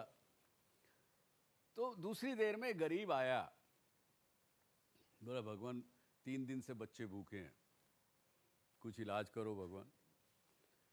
और जैसे उसने हाथ जोड़ा तो निगाह चलेगी बटुए पर, बटुआ उठाया, बोला भगवान तेरा बड़ा शुक्रिया। कहा भगवान ने मेरी सुन ली, वो बटुआ लेके चल दिया बेचारा। और तीसरी देर में एक सीमैन आया जो जहाज चलाते हैं, कैप्टन ऑफ शिप, कि मैं 15 दिन की एक बड़ी जर्नी पे जा रहा हूँ, कहीं तूफान उफान से बचाना, कहीं मेरा एक्सीडेंट कहीं समुद्र में डुबो ना देना। तो ये प्रार्थना करके जैसे जा रहा था, उतनी देर में वो सेठ जी आ गए अपना बटुआ ढूंढते हुए, पुलिस को लेकर के। उन्होंने उस नाविक को, जो सेलर था, उसको पकड़ लिया। अब इस सेवक से ये तो कैसे सहा जाए कि किसी और गलत आदमी से अत्याचार हो रहा है। उन्होंने कहा नहीं इसने नहीं किया। बोला वो गरीब आदमी था, उसने बटुआ तुम्हारा लिया है, गड़बड़ कर दी। तो उन्होंने उस नाविक को छोड़ दिया और उस गरीब आदमी को पकड़ लिया पुलिस ने। तो भगवान ने कहा, रे क्या किया मूर्ख तूने, मैंने सबका डिज़ाइन किया हुआ था कि उसका बटुआ गिरना था, उस बेचारे की रोटी चलती 2 दिन 4 दिन, तूने उसको पकड़वा दिया। और ये जो आदमी नाविक आया था, इसका तूफान में एक्सीडेंट होना बच जाता अगर ये जेल चला जाता तो। मैंने वैसा भी डिज़ाइन किया था। अब वो उसका एक्सीडेंट हो गया, होएगा, उसकी बीवी विधवा होगी। तो मेरा कहने का अर्थ ये है कि अगर पॉजिटिव रूप में देखो तो सब कुछ पॉजिटिव हो सकता है, और हम लोग हैं जो सब चीज़ों को गोबर कर देते हैं नेगेटिव सोच के।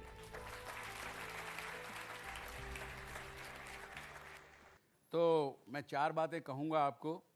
You can be aware of your thoughts only if you are very attentive what's happening within your body.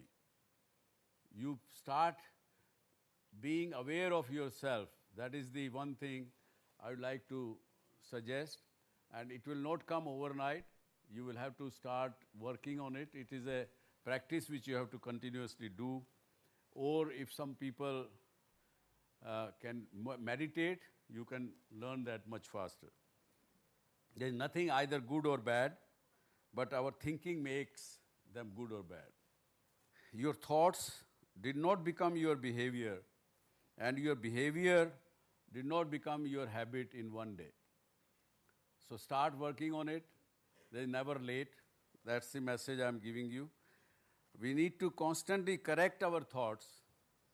Then only slowly you will develop the positive thinking. With that, thank you very much. No signal, no worry. Presenting Z News app with live TV, latest updates and expert opinion. Available on Google Play and App Store. Download it now.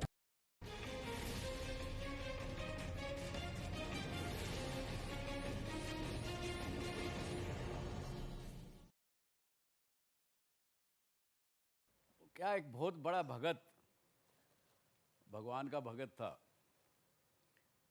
भगवान की मूर्ति पर रोज जाता था, फूल चढ़ाता था। एक दिन भगवान प्रकट हुए, बेटा क्या चाहते हो? ये लाइफ में होता नहीं है, वैसे कहानी है ये। हाँ? उसने कहा, भगवान एक दिन के लिए मैं आपको आराम देना चाहता हूँ, क्योंकि आप देखो स्टैचू बने खड़े रहते हो सुबह से शाम तक, ऐसा आपका हाथ है, हिला भी नहीं सकते। तो एक दिन मैं आपकी जगह खड़ा होना चाहता हूँ, ताकि एक दिन आप आराम कर लो और मुझे भी कुछ तजुर्बा मिले। तो बोले ठीक है भैया, खड़े हो जाओ, लेकिन बोलना मत बिल्कुल। पूरे दिन बोलना नहीं, कुछ हाथ पांव हिलाना नहीं, स्टैचू की तरह खड़े रहना, नहीं तो गड़बड़ हो जाएगी। ठीक है भगवान। तो खड़े हो गए। तो एक सेठ जी आए, उन्होंने वहाँ पे कहा कि भगवान मैं एक नया बिजनेस आज शुरू कर रहा हूँ, तो मेरा ख्याल रखना, मेरे बिजनेस को बहुत फ्लरिश करना। ये प्रार्थना की, प्रसाद चढ़ाया, चल दिए। गलती से उनका बटुआ वहाँ गिर गया। अब ये जो साधु था, ये जो सेवक था, उसका मन करे कि मैं उसको बता दूं कि अरे तेरा बटुआ रह गया, लेकिन भगवान ने बोला बोलना नहीं बोला।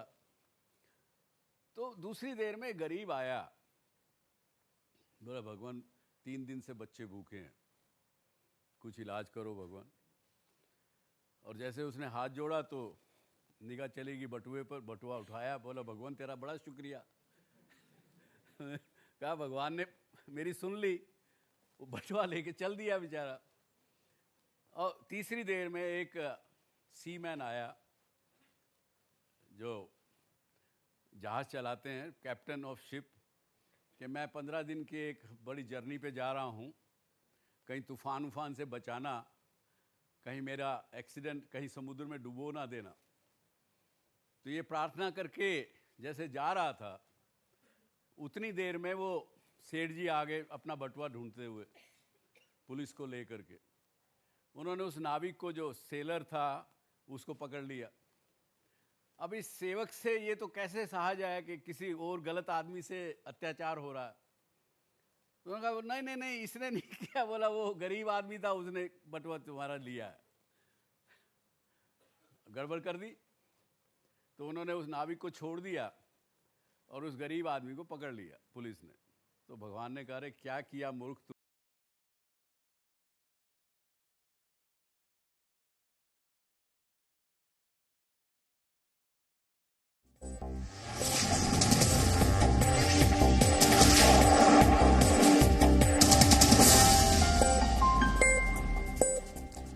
और अब आखिर में आपको बताते हैं कि आज के इतिहास में क्या लिखा है। वर्ष 1861 में आज ही के दिन मोतीलाल नेहरू का जन्म आगरा में हुआ था। मोतीलाल नेहरू देश के नामी वकील थे और उन्होंने भारत के स्वतंत्रता आंदोलन में हिस्सा लिया था। वो भारत के पहले प्रधानमंत्री जवाहरलाल नेहरू के पिता थे। वर्ष 1919 में जलियांवाला बाग में नरसंहार के बाद मोतीलाल नेहरू ने महात्मा गांधी के असहयोग आंदोलन में हिस्सा लिया था। मोतीलाल नेहरू ने वर्ष 1919 में द इंडिपेंडेंट नामक अखबार की शुरुआत भी की थी और इलाहाबाद में आनंद भवन का निर्माण भी उन्होंने ही करवाया था। आनंद भवन पहले उनका घर था और अब उसे एक म्यूजियम में बदल दिया गया है। वर्ष 1994 में आज ही के दिन ब्रिटेन और फ्रांस के बीच चैनल टनल का आधिकारिक उद्घाटन हुआ था। तब ब्रिटेन की महारानी क्वीन एलिजाबेथ और फ्रांस के राष्ट्रपति फ्रांसवा मित्रा ने इसका उद्घाटन किया था। ये एक रेल सुरंग है जिसका निर्माण इंग्लिश चैनल के नीचे किया गया है। ये आज भी समुद्र के नीचे बनाई गई दुनिया की सबसे लंबी सुरंग है, जिसकी लंबाई करीब 50 किलोमीटर है। चैनल टनल के निर्माण के बाद लंदन और पेरिस के बीच 2.5 घंटे का सफर सिर्फ 35 मिनट में पूरा हो जाता है। हर दिन लगभग 30,000 लोग, 6,000 कारें और 3500 ट्रक इस सुरंग में चलने वाली ट्रेन से सफर करते हैं। उस समय चैनल टनल के निर्माण में $16 बिलियन का खर्च आया था, जो आज के हिसाब से लगभग 1,20,000 करोड़ रुपए है। वर्ष 1954 में आज ही के दिन पहली बार किसी इंसान ने 1 मील यानी लगभग 1.5 किलोमीटर की दूरी 3 मिनट 59 सेकंड में तय की थी। रॉजर गिलबर्ट बेनिस्टर ने ब्रिटेन की ऑक्सफोर्ड यूनिवर्सिटी के एक ट्रैक पर यह रिकॉर्ड बनाया था। उस समय इस दूरी को तय करने का वर्ल्ड रिकॉर्ड 4 मिनट 1 सेकंड का था। चिकित्सा विज्ञान के छात्र रॉजर बेनिस्टर के इस प्रदर्शन को आज भी याद किया जाता है और खास बात यह है कि उन्होंने वैज्ञानिक तरीके से ट्रेनिंग लेकर ये वर्ल्ड रिकॉर्ड बनाया था। और मशहूर न्यूरोलॉजिस्ट सिगमंड फ्रॉइड का जन्म वर्ष 1856 में आज ही के दिन ऑस्ट्रिया के फ्रीबर्ग में हुआ था। ये जगह अब चेक रिपब्लिक में है। उन्हें फादर ऑफ साइको एनालिसिस यानी मनोविश्लेषण का जनक भी कहा जाता है। मनोविज्ञान और मानसिक रोगों की चिकित्सा में साइको एनालिसिस की बहुत आवश्यकता होती है। द इंटरप्रिटेशन ऑफ ड्रीम्स जैसी पुस्तक के जरिए सिगमंड फ्रॉइड ने अपने सिद्धांतों को लोगों के सामने रखा था और आपने भी अपने स्कूल की किताबों में सिगमंड फ्रॉइड के बारे में जरूर पढ़ा होगा। तो डीएनए में आज इतना ही। अब आपसे हमारी मुलाकात होगी कल रात 9 बजे। तब तक आप खुश रहिए, सुरक्षित रहिए, स्वस्थ रहिए और हमेशा याद रखिए, आलस्य भी एक महामारी की तरह फैलता है। इसके खिलाफ सबसे अच्छी इम्यूनिटी है आपकी ईमानदारी। जीवन में ईमानदार बनिए, स्वस्थ रहिए, आपको कोई संकट हरा नहीं पाएगा। नमस्कार।